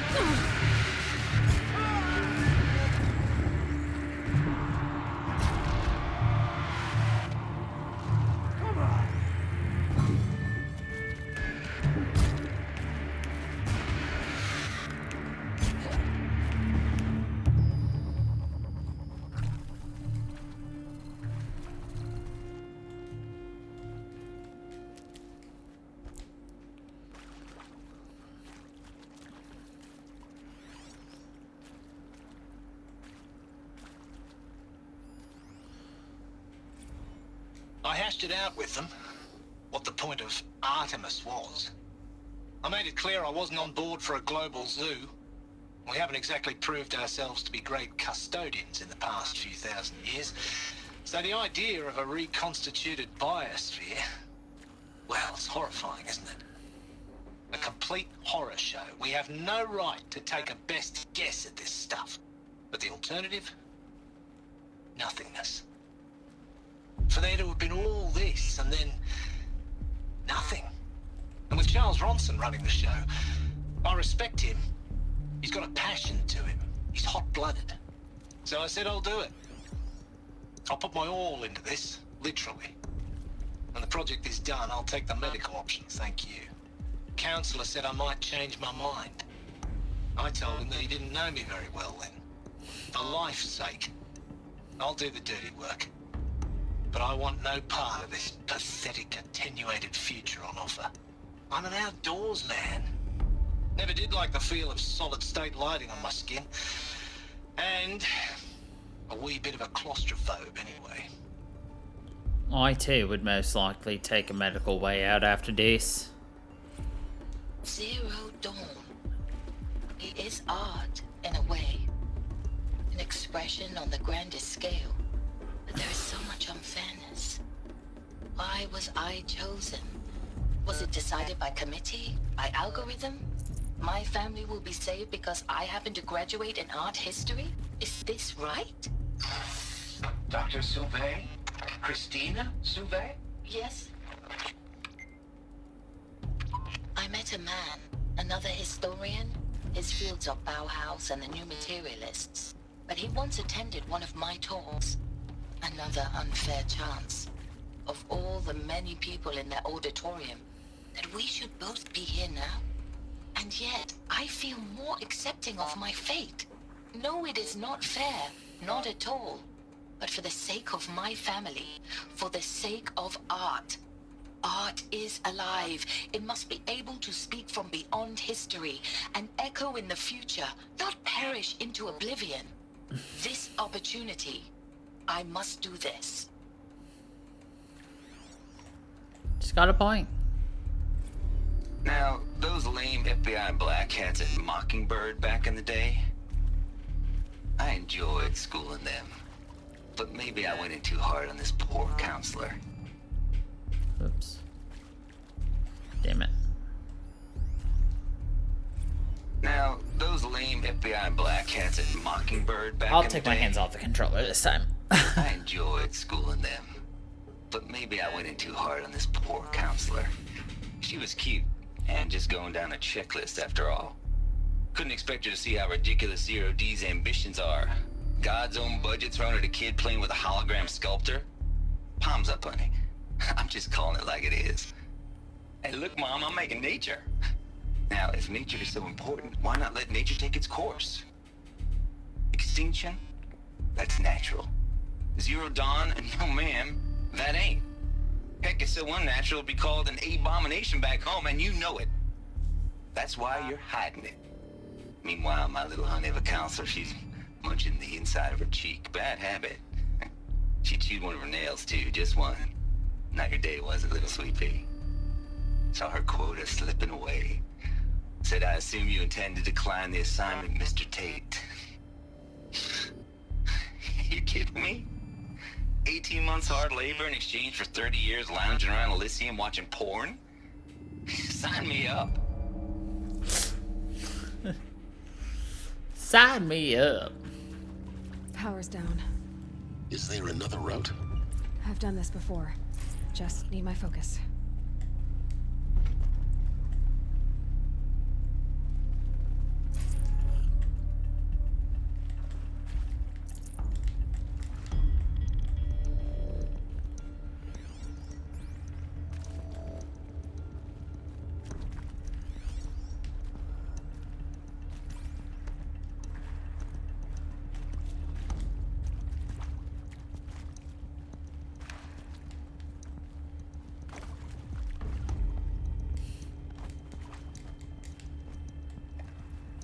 Here we go.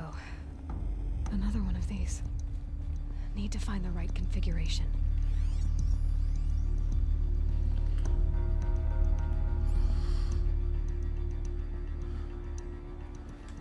There's a part missing. Maybe there's a storage area nearby.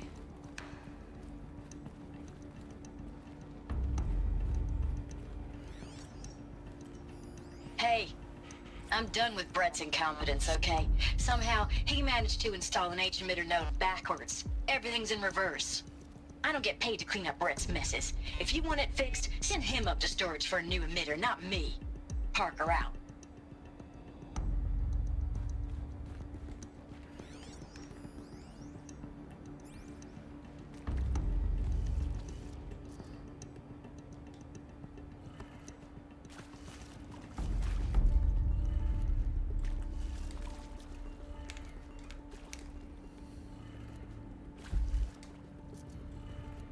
Done. I should check the door nearby. Alright, got that door open.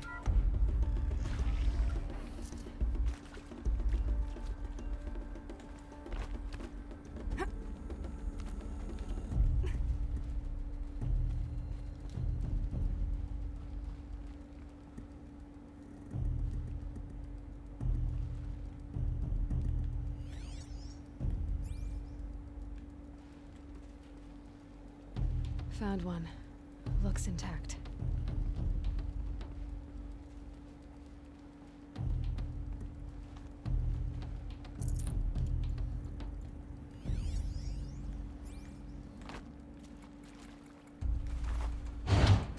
That should do the trick. Now let's get that door open.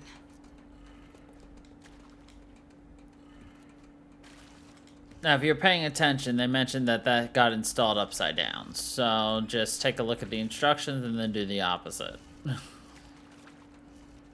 Right down. Cool. Simple. Wait, what? It's upside down, so it should be down, left. Oh. How did this should be up? That did it. Door I should have power. Didn't even notice that that got flipped upside down.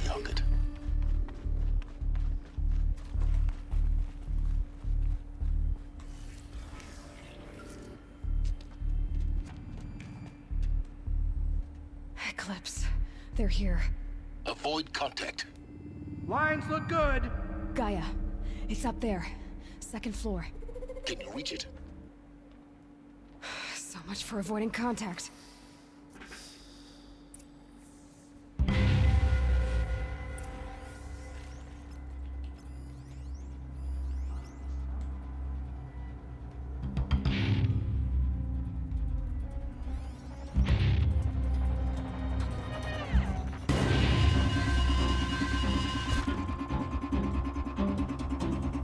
something.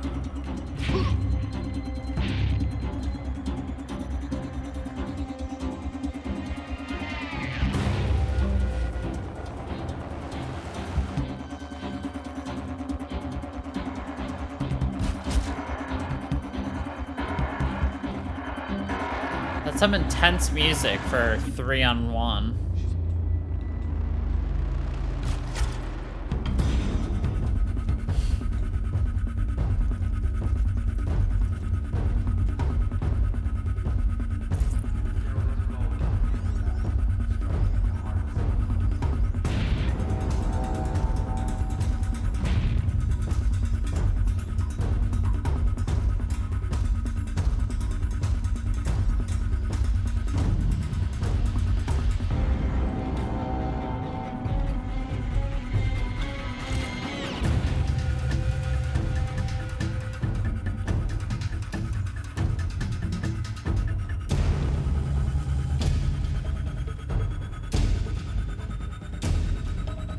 Better not be one of ours.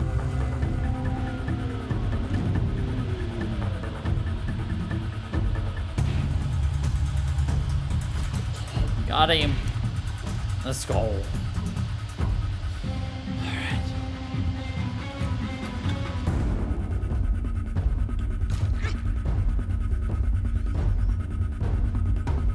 Alright, looks like 2 more. Unless more show up. Which one's this one?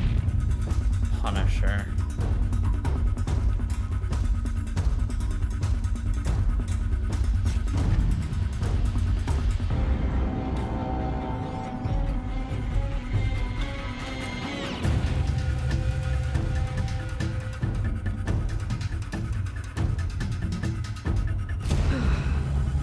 That's the last of them. Area inaccessible. Or not.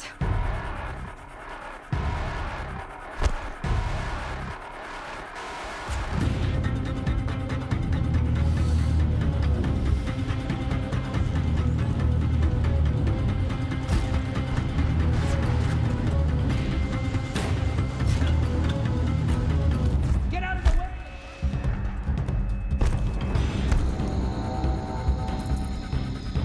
Alert. Structural failure prevents access. Lost them!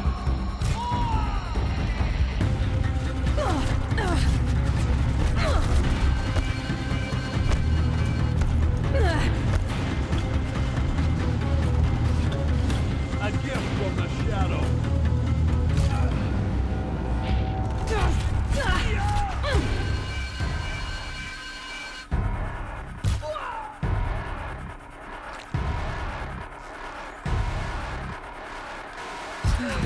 Room's clear. For a moment, anyway. Then get moving. You have to find Gaia.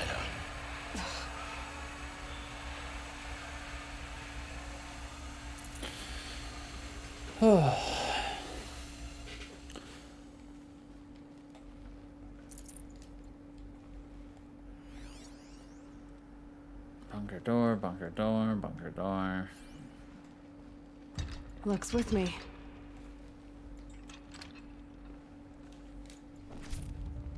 Polished ancient charm.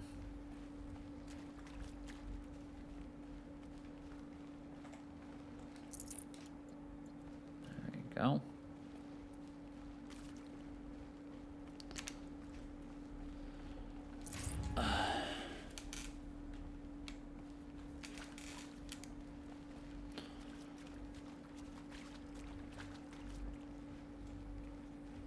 Hello, I'm Margot Shen, and this is Hephaestus.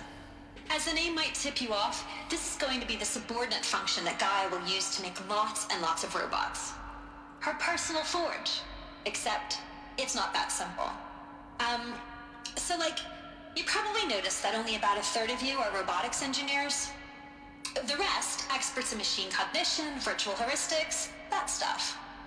Well, that's because we aren't going to be the ones designing and building robots. The last thing we want is to burden Gaia with a bunch of outmoded 21st century designs. Waste of time. Our purpose is to empower Gaia to build the robots. And not just build, imagine, from scratch. Any robot she needs, for any conceivable purpose, designed and fabricated at a snap of a finger. Hers. Her finger. So, Hephaestus isn't really the forge. It's more like the knowledge of craft and ingenuity of a mastersmith to wield the hammer. Encoded as software. Virtual creativity made real. Gaia's already learning. In simulations, she's doing some very creative things with fractal assembly and animal morphologies. Her designs aren't about to win the Liam Prize anytime soon, but hey, everyone has to start somewhere. So, yes, time to get started. Let's do this. I don't get it. Which part? It's a little technical in places. If Gaia was designed to save life, why would the robots it makes attack people? Perhaps it loves some forms of life more than others. The derangement. The machines weren't always so angry. True. Mostly they were docile until 10, 15 years ago. For years, Hephaestus has been forcing cauldrons to make aggressive machines. I've seen it myself, in the cauldrons. Stalkers, Ravagers, the Thunderjaw. How could it do that? And why? Why indeed? Because Hades took over. Alright, full steam ahead. Margot, if I doubted your brilliance in the slightest, I wouldn't have picked you as the Hephaestus Alpha. You need to stop worrying your age and communication style. You are who you are. Have confidence in yourself. You know what you're doing. Case in point, the latest draft of your plan for the construction and stocking of bootstrap silos to store raw materials is excellent. This, combined with your design for the AM Foundry Core and the Foundry Site Selection Plan, add up to a comprehensive plan. It's time to start construction. One detail. Consult with Iomide Okilo before you finalize the silo inventories.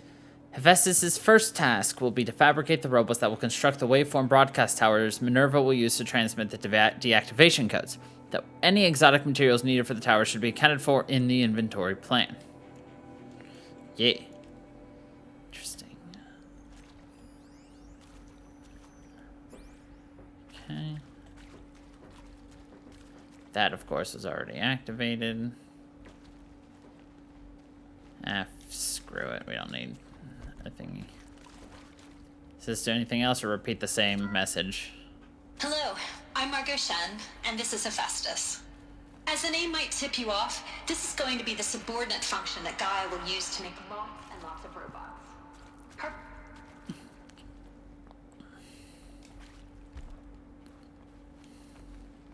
Okay.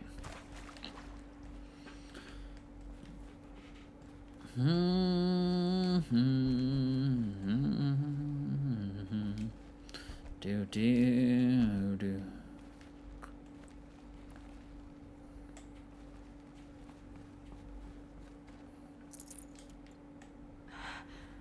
I think this is it. Elizabeth Sobek's office. But it's sealed off. There's got to be a way inside. Keep looking. Can't scan that through here.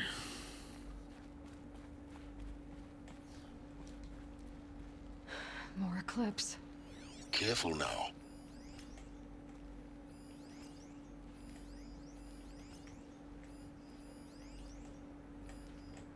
All of this lost. The Ancients' greatest gift to us. Greatest? How about the fact we exist at all? To abide in ignorance is a curse, Aloy. You of all people should know that.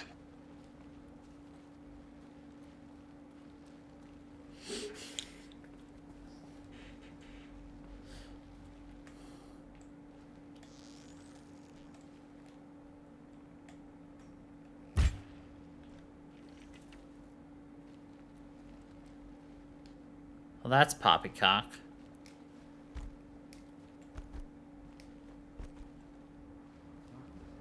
That's all we'll find down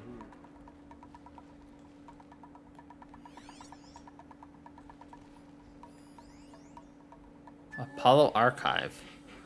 Oh, we found Apollo.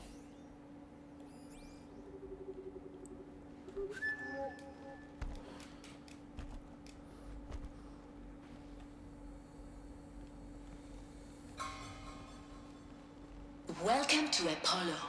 the collective memory of the human species and the wellspring of knowledge for future generations. I am Samina Ebaji. Until recently, I was director of the International Collective Memory Institute in New Tehran. As a heritage professional, I devoted my career to the preservation of human knowledge, creative endeavor, and cultural achievement. Apollo is, therefore, the ultimate embodiment of a lifelong passion, albeit under the very worst circumstances imaginable. Yes. The challenges before us are immense. Specifically, we will have to design and implement 4 major initiatives simultaneously. Simultaneously. First, the construction of data repositories in cradle facilities around the world, ensuring redundancy. Second, the collection and processing of a projected 180 million discrete data entries. 42 zettabytes of data in Mandarin, English, Spanish, and Arabic. Third, the transferal and encoding of all that data onto DNA encapsulated in synthetic fossils. The only medium capacious and durable enough to safeguard it without degradation for the centuries to come. And last, but not least, the development of the holographic interface and gamified curricula, by which future humans will commune with Apollo, progressively unlocking heuristic learning modules, leveling up their knowledge and skills they will need to take control of the terraforming system.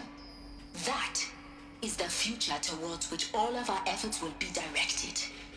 Not just the preservation of the past, but the seed for the flourishing of a new tree of knowledge. Welcome, and let us begin.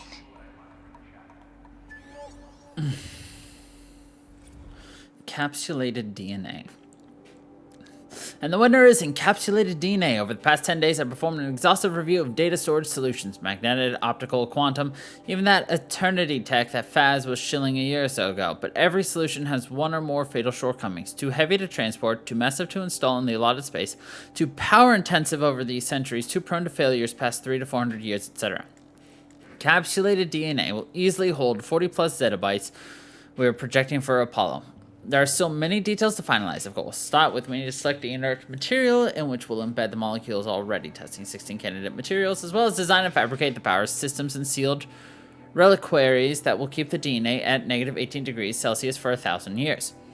So long as I assure you that it didn't factor into my decision, may I confess that I deem it entirely fitting, indeed propitious, that we will be using the very building blocks of life to preserve human knowledge from mechanized extinction. It's not just ironic, but heroic. Life as the hero, beating back the forces of oblivion. Yeah. Interesting. Alright, what do we got here? Follow update. Over the past 2 months, the full benefit of a procurement of the copy of the Homer archive from Far Zenith has made itself known, and as a result, all of Apollo's key deliverables are on schedule. Apollo has already surpassed 40 million discrete data entries and continues to grow. The physical science modules are effectively complete, with soft science modules close behind. World history, culture data, and media archives are also on schedule. Language preservation is wrapping up a bit ahead of schedule due to falling short of our goal to preserve 4,500 languages. I suppose the tragic early loss of Papua New Guinea doomed the goal from the outset, with attendant curricula development about to begin. Speaking of the heuristic curricula, they are performing well in testing, with children and adolescents demonstrating high levels of engagement with and trust in the Aristotle and Aphasia personae. Personally, I find them highly engaging, especially when they debate, at which half my professors had been so entertaining.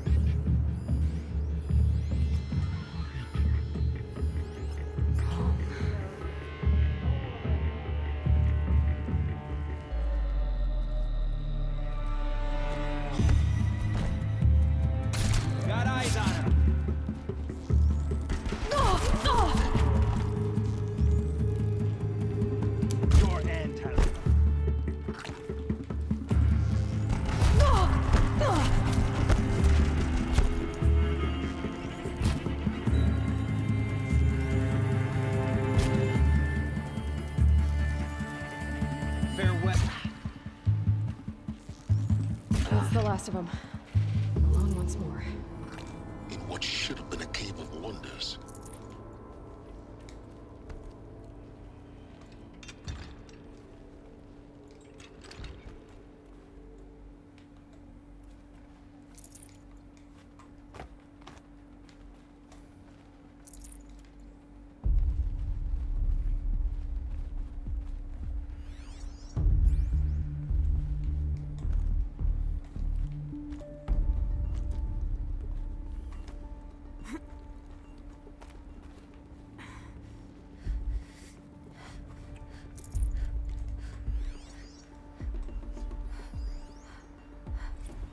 Dr. Sobek, please archive this testimonial in Apollo.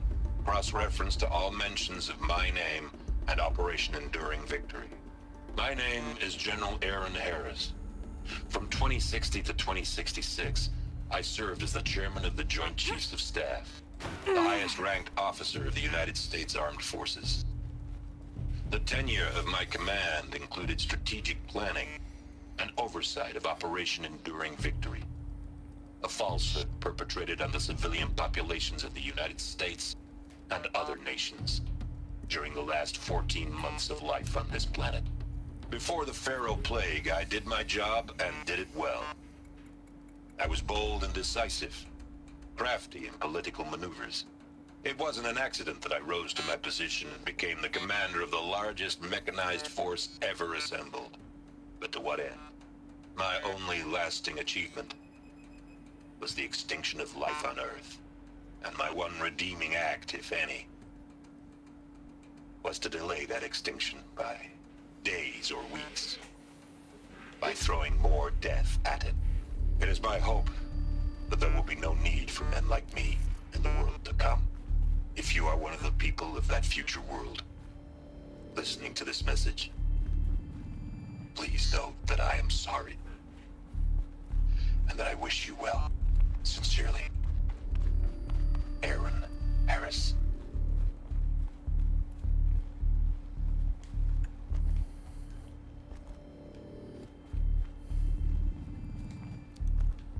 All right. Welcome to Hades, Zero Dawn's extinction failsafe protocol, the ultimate killer app. Now, I know what you're thinking. The purpose of Gaia is to resurrect life.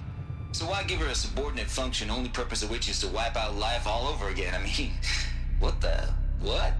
Just plumb crazy, ain't it? Well, no, it isn't. Reconstituting a biosphere? That's a tall order. Tech smart as Gaia may be, odds are she won't get it right the first time. I mean, imagine you're Gaia, 200 years from now, and this new biosphere growing, it's all gone wrong. Alkalines are skyrocketing, coniferous forests eroding under the lash of superstorms that would have drowned Noah. It's chaos, spinning top that won't stop wobbling. Now what are you gonna do? Release phase 1 organisms into that hot mess? Hope their CO2 and methane can balance out what you got started? Hell no. What you're gonna do, Gaia, is step aside while Hades takes over and does what you're just too darn nurturing and life-loving to do, which is burn that misbegotten mess of a biosphere to the ground so Gaia can start over. Okay, not burn, more like reverse terraforming operations and suffocate it. But you get the idea. Hades takes the biosphere back to zero. Square one, blank slate. And then, only then, does it hand the steering wheel back to Gaia and say, try again, old girl. And better this time, or we'll have to do this again. That's Hades. It's pretty badass when you think about it. Extinction on demand. Death on speed dial. All for the greater good, of course, but still, kind of metal.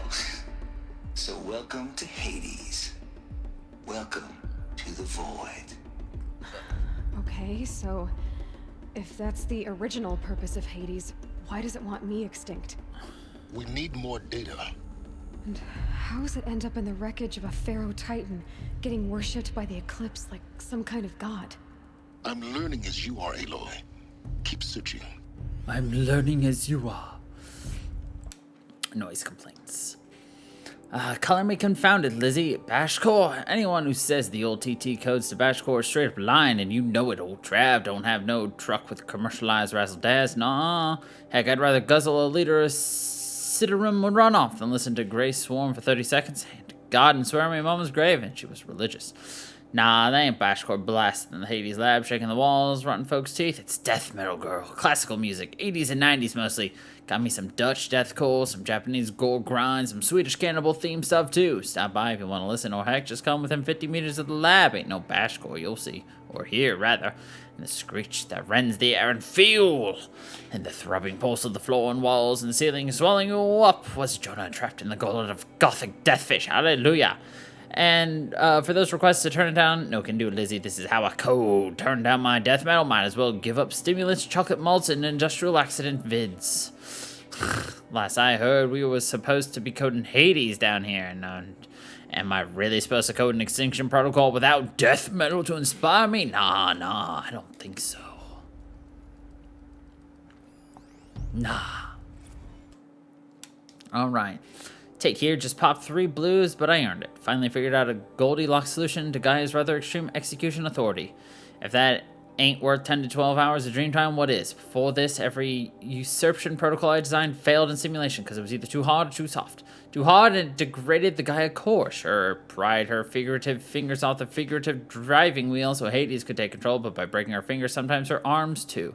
So that couldn't fly. Everything depends on Gaia taking control back after Hades has done its business. So hard to find a solution that didn't leave Gaia any worse for the wear. Too soft, and Gaia only pretends to relinquish control. In simulation after simulation, Hades would take command of the terraforming system and reverse operations, only to have Gaia lurk in the background, quietly re-reversing processes and falsifying telemetry to hide its interferences. Sneaky. I swear, ain't nothing Gaia wouldn't do to keep life going, even when it's just simulated plant life. Turns out the just right solution is to isolate Gaia in a protective code shield, preserving its integrity, then unseat it from command position so Hades can slip into the figurative captain's chair and work its magic. Those blues are coming on strong now, so I'm not really describing it so clear, but pretty sure it'll work. Yeah, those blues are pretty strong. Alright. But something must have happened to prevent her from taking control back. Mr. Tate, this mail concerns Apollo Archive submission number 0000238876. Your 666th submission in just 5 days, and oh, what a doozy. Despite earlier warnings re inappropriate materials, you chose to submit 265 holographic remasters of acknowledged classics of extreme exploitation cinema. Allow me then to thank you on 2 accounts. 1, for giving me the pleasure of rejecting your submission, thereby consigning your favorite Eastern European torture flicks and their ilk to the dust heap of oblivion. Truly warms my heart to know that I have saved future humanity from the ordeal of experiencing not just 1, but all 16 installments of making a millipede. Don't worry, the Pasolini material has already been preserved. Extreme, perhaps, but art. 2, for clarifying a concept that has so long been ambiguous and ethically fraught with archivists such as myself, the definition of obscenity. You have freed me from the subjective quagmire embodied in Judge Potter's famous utterance, I know it when I see it. Thanks to you, I can now apply a single objective criteria. If Travis Tate submitted it, it's obscene. Accordingly, I've directed Apollo staff to summarily reject all of your future submissions sight unseen. Perhaps you might invest the time you would have spent preparing further submissions on, oh, I don't know, your assigned work? A world to save, after all, or the rest of us do. Anyway. Jesus Christ. Looks like the only way onwards.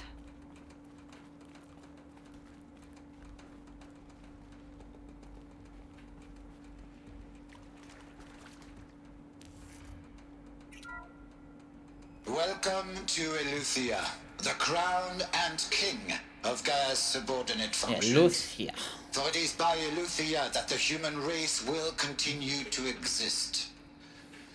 I am Patrick Brochard-Klein, the Alpha in charge of this program. Now let one thing be perfectly clear from the outset. Eleuthia is not a genetic engineering project. Our goal is to preserve the human genome, not alter it. Not. A snapshot of human genetic diversity, literally frozen in time. The genetic quintessence of our species, unmodified. Under my watch, our activities and initiatives will comply with the 2034 clone provisions and the 2048 Rally Accords. Now that may seem a quaint, even trivial concern to you in light of present circumstances, but as one of the authors of the Accords, it is far from trivial to me. The practical challenges before us are staggering in scope and complexity, but not insurmountable. No. Global collation and provisional storage of zygotes, perfection of exogenic technologies, design and perfection of servitors, to provide nurture and inculcation during early child development. All of these program components must and will proceed in tandem. To say nothing of the breakneck construction of cradle facilities at sites around the world. So, si vous êtes prêts, let us begin.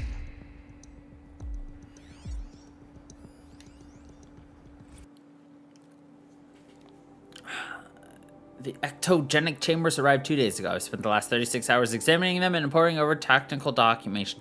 Their revelation. Astonishing! I don't know what you had to give Far Zenith to trade to get these chambers, but it was worth it. In a single leap, their embryologists have vaulted past 50 years of technological shortcomings. The risks of ECMO. Resolved. Nutrition delivery. Resolved. Hormonal stability. Resolved. 12 other risk areas. Resolved. Before examining these chambers, I considered the Odyssey to be a fool's errand. But the rest of the FZ's technology is at the... But if the rest of FZ's technology is at this level, well, a human colony around Sirius doesn't seem so impossible after all. Mass fabrication of the chambers will present a number of challenges, but I'm confident they can be resolved. I'm going to rest for a few hours, then get back to it. Expect a fabrication plan within 48 hours.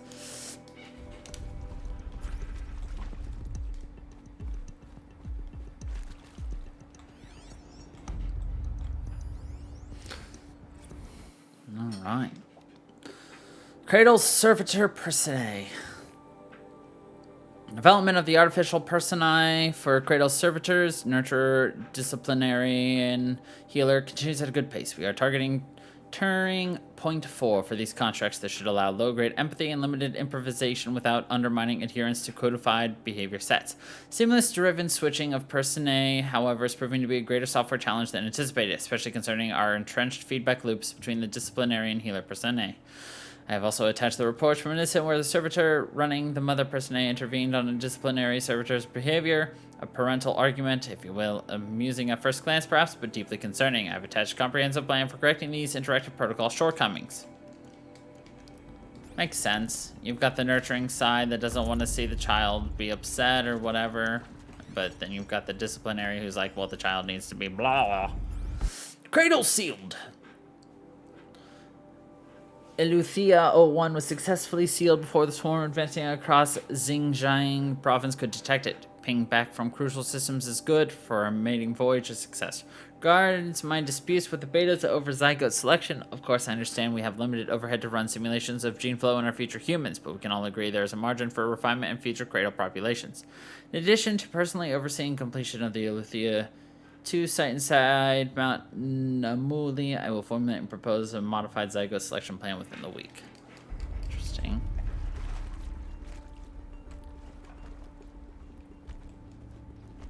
So we are in the United States, right? Elizabeth said a new generation of humans would be spawned inside such places. She did. All Mother Mountain. It was one of them? There's only one way to be sure. The hatch wouldn't open. Something about a corrupted alpha registry. I need to search Elizabeth's office.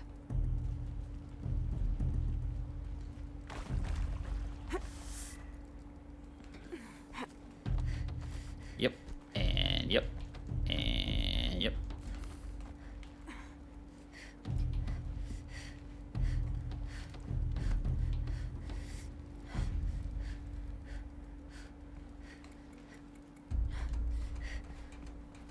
There's Elizabeth's office.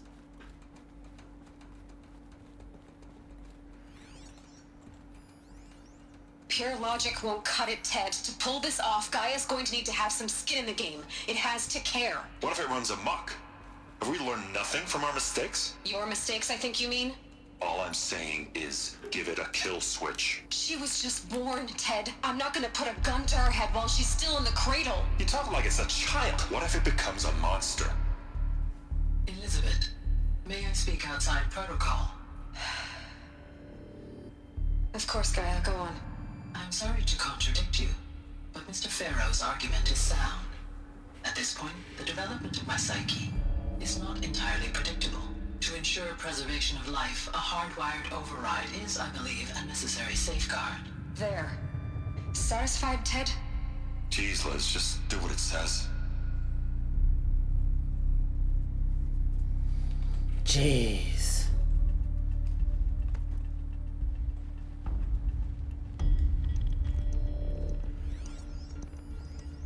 Nuts would benefit from antilopinae morphologies, like though caprid forms show superior load-bearing capability.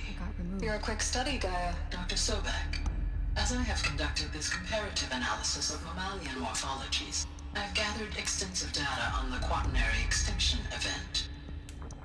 Oh? And your assessment? Gaia? Logically speaking, the extinction was a natural consequence.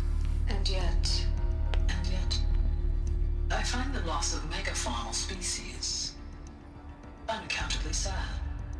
That they passed forever into oblivion causes me to experience a grief that is difficult to describe. Am I malfunctioning? No, Gaia, you're not. This is good. It's very good. Gaia was starting to, you know, connect, which is what they wanted. You will undergo a brief period of unconsciousness during relocation to Prime and final instatement. Elizabeth, may I speak outside protocol? When you're back up and running at the new site, we'll bring the subordinate functions online and see where we stand. Elizabeth, I detect distress. Are you all right? I'm fine. I realize that circumstances compel us to launch earlier than we hoped, but all subsystems are operational. The odds stand in our favor. But what if... Gaia, there's nothing left out there. You can't even survive unless you're wearing an environmental suit. There are billions dead, in fear and agony. What if it was all for nothing? Elizabeth, extinction was inevitable. Thanks to you, life will have a future. You really believe that? I believe in you, Elizabeth. In you, all things.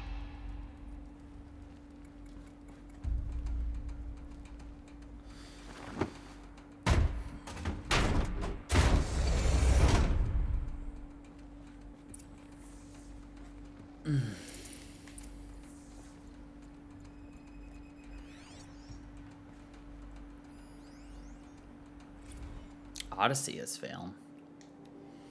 Some terrible news, I'm afraid. Foz Zenith has informed me that the Odyssey mission has failed. Last night, telemetry indicated a catastrophic antimatter containment failure as the drive spun up to depart the solar system. The ship, the crew, its cargo of zygotes and seeds, its alpha build of Apollo, all were lost. Zero Dawn is now the only hope for the continuation of the human species and earthly life.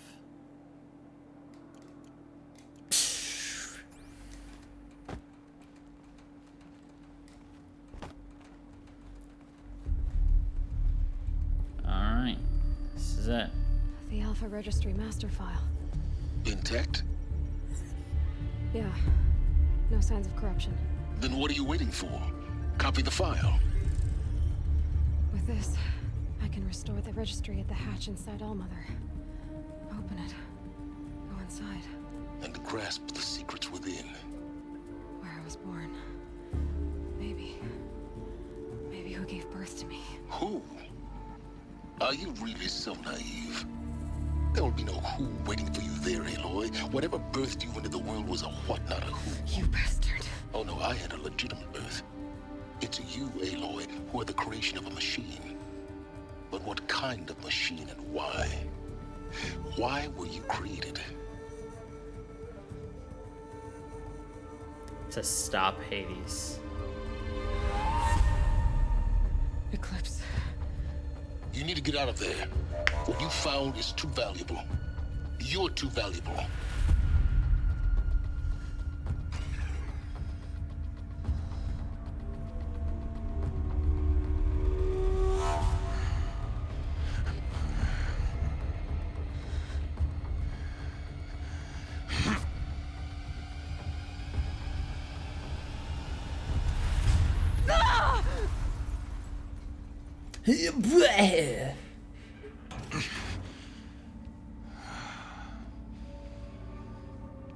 Still alive. Good. I have a more suitable death in mind for you, child. Child. Hehe.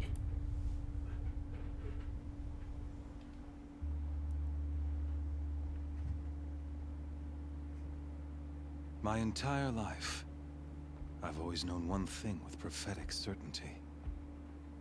That I was destined for glory as a great champion of the sun. Even when Jiran was murdered, even when Meridian fell, I never doubted my destiny. Until you came along. When I heard that you had survived, a doubt took root in my mind.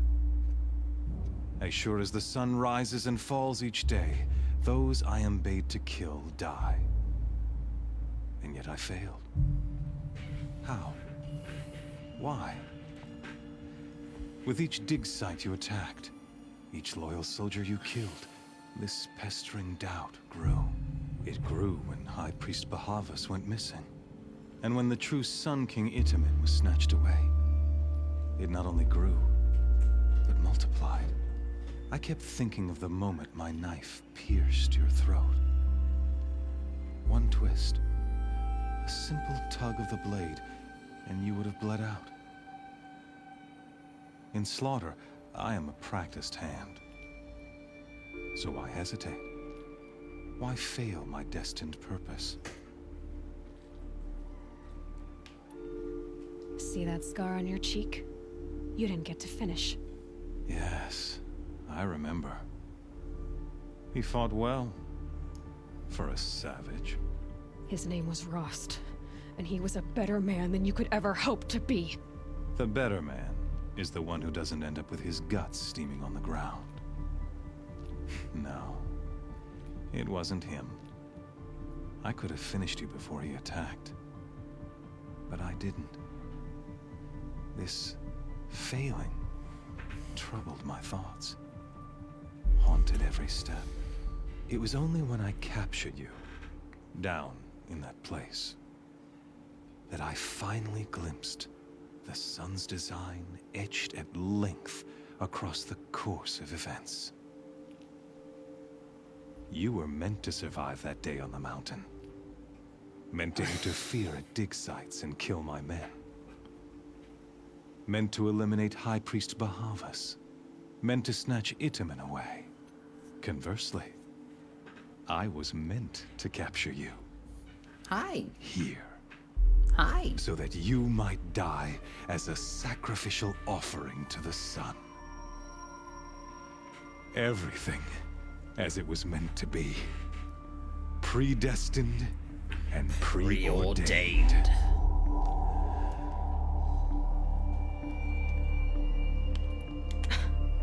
Some destiny.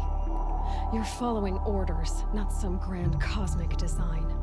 You're a puppet, with Hades yanking the strings. A pawn pushed around by larger forces. It'd be laughable if there weren't so much killing involved. Hades is an ancient machine, not the buried shadow of Karja myth. It doesn't care about Meridian. It wants to kill everything and everyone. And you are its dutiful slave. I serve not the buried shadow, but the sun in shadow.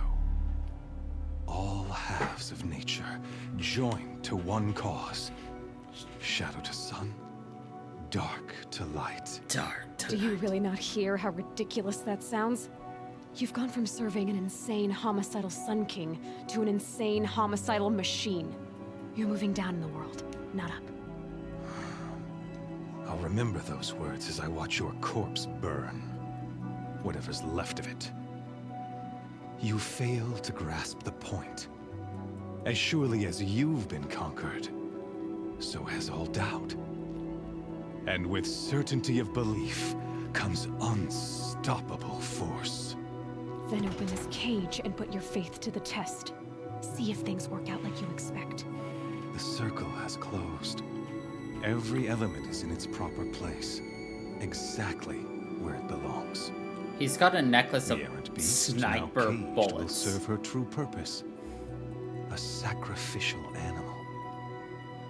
Oh, speaking of sacrifice, I forgot to tell you.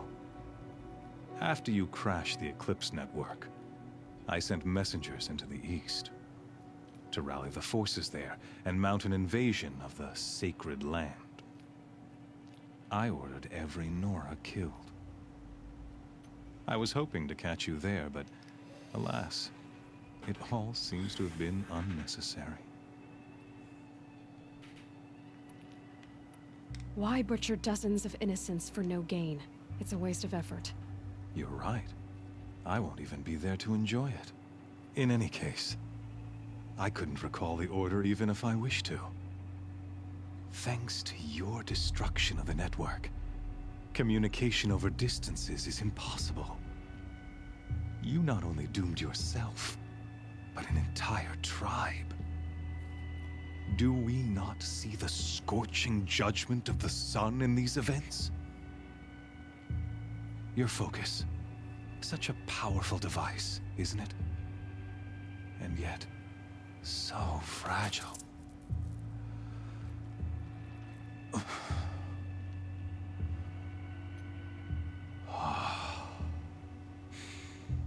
So you see, this time, I did not hesitate. The knife has already been twisted.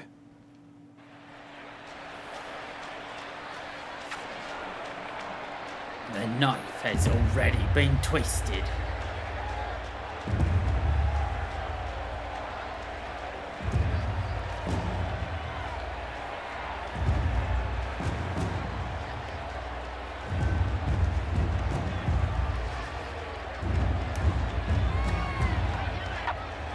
Karja faithful, rejoice! Our years in shadow are over. A new dawn trembles on the horizon. A new day, soon to break.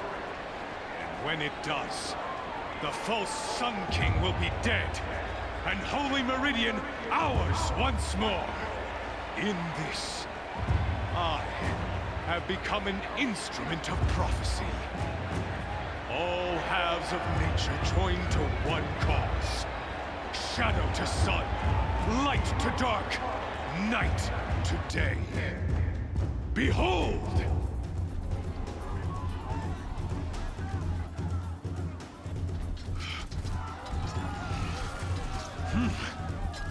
Hold your seats!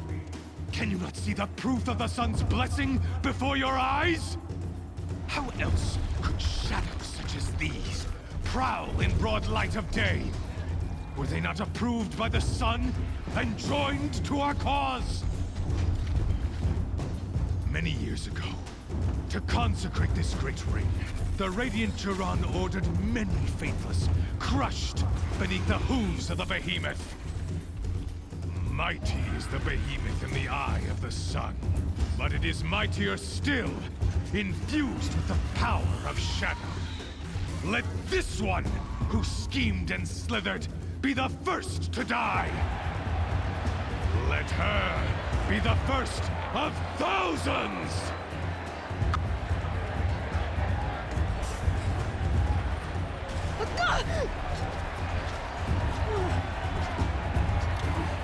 Oh, joy.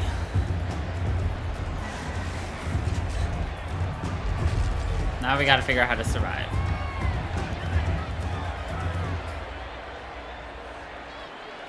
No I'll never armor. beat that thing without weapons. My weapons are up on the platform. There's no way out of this ring. Maybe I could use its strength against it.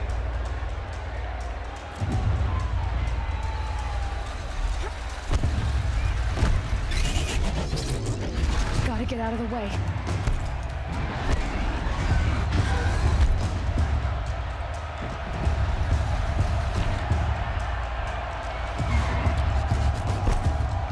That did it. One more pillar and that platform will come down. And my weapons with it.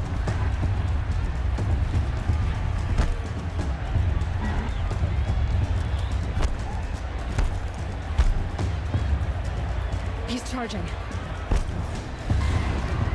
It's down.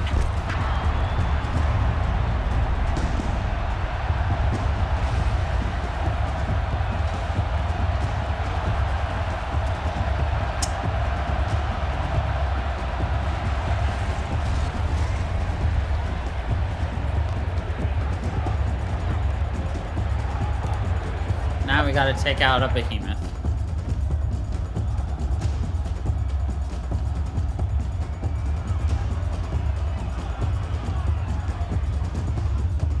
Hey!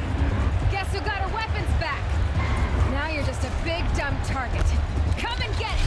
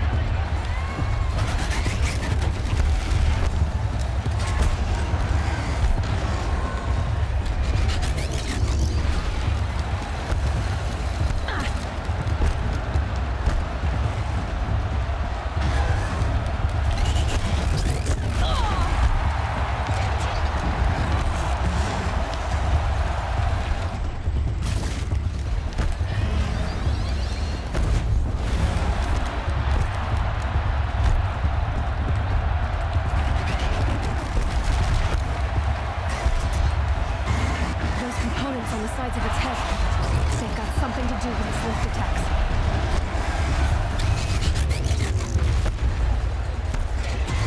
That canister on its belly looks important.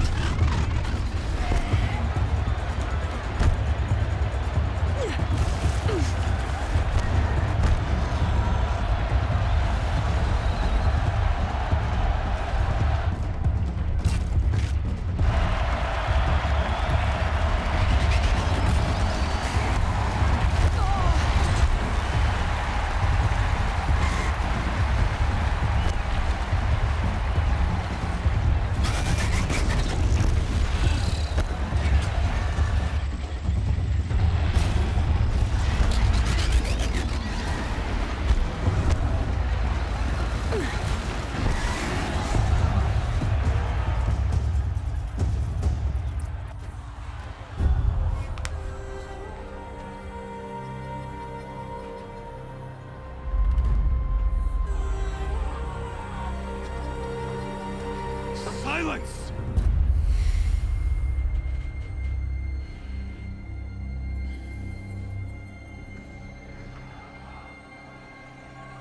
Shadows, kill her!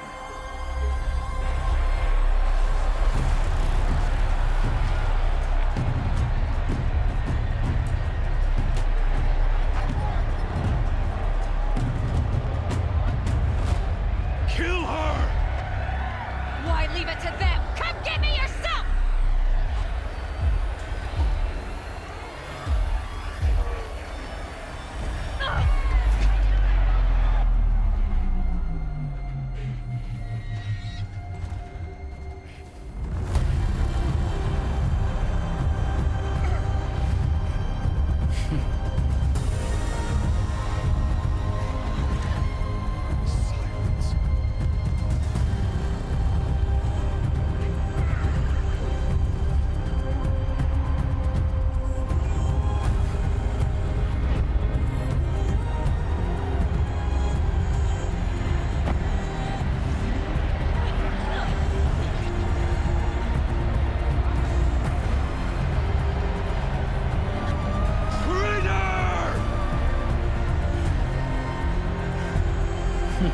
Traitor!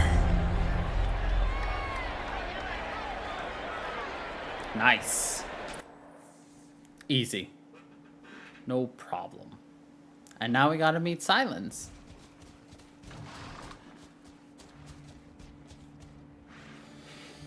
So you're here. Really here. You risked your life. Of course I did. If you'd been killed, the Nora's sacred mountain would never have given up its secrets. Too bad you wasted your time, then. Helis destroyed my focus. And the Alpha Registry with it. Not at all. The whole time I've been monitoring your focus, I've duplicated every data file you scanned. Installing that data to a new focus was trivially easy. Happy birthday, Isaac. Daddy sure does love his little big man. You're really good at making it impossible to like you, Silence. But I guess I need this. It's time to see where you were born. Maybe you'll even learn why. Yeah. Meet the machine that birthed me into this world. Isn't that how you put it? I'll be off. Wait. Yes? How did you track my location when I wasn't wearing a focus? Really, Aloy? It doesn't take a genius to surmise that Helis would throw you into the sun ring at high noon. I wore out 2 striders getting here in time, but I did. Now be on your way. Since when can you override machines? Ever since you discovered the technique. I had to destroy a corruptor to obtain the necessary parts, of course. But your example showed me how to do that as well. Yet another benefit of monitoring your activities through your focus.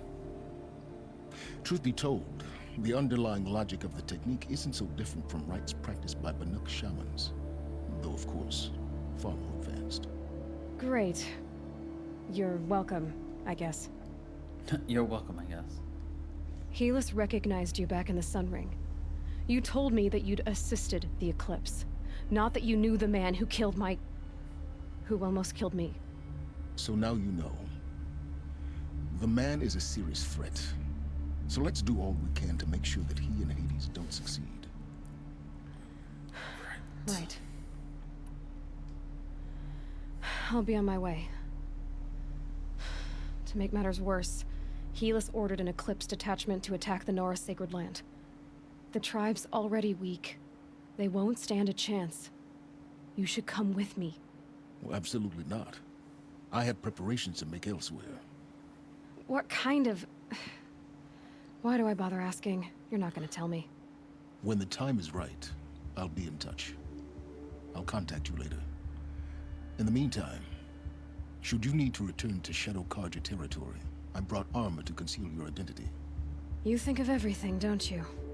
One of us has to. Aloy, when you were recovering the Alpha Registry down in the Zero Dawn bunker, I was needlessly cruel. For your sake, I hope there is someone waiting there for you inside the mountain. Not a what, but a who. Yeah!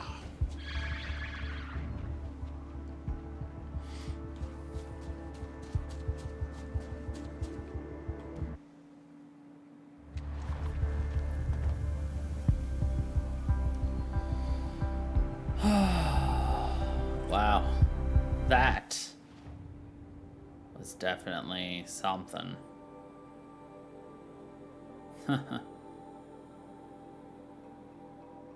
I mean, what do we have next? Like, obviously we need to go back and, you know, help the tribe, but we could also go explore that.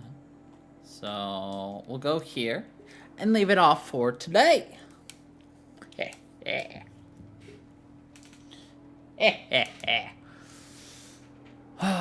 So chances are we beat the main story next week and get started on the Frozen Wilds, I think. I don't know. There could still be more after this. Like, we could have another like 3 weeks worth of story still. So you never know until you know. That's the way it be.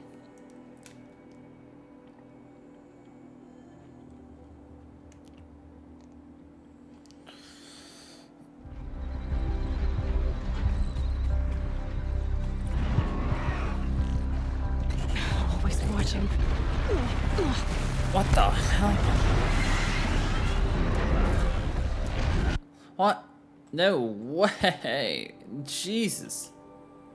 Please don't take me to a place that's overcome with enemies, please.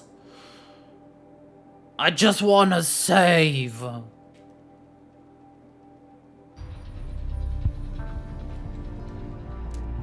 Okay. There we go. So, like I was trying to say last time, this is where we're gonna leave off, and we will pick up again with this next week. So, anyway, thank you everybody for watching. I hope you all enjoyed, and until the next time, everybody, stay funky.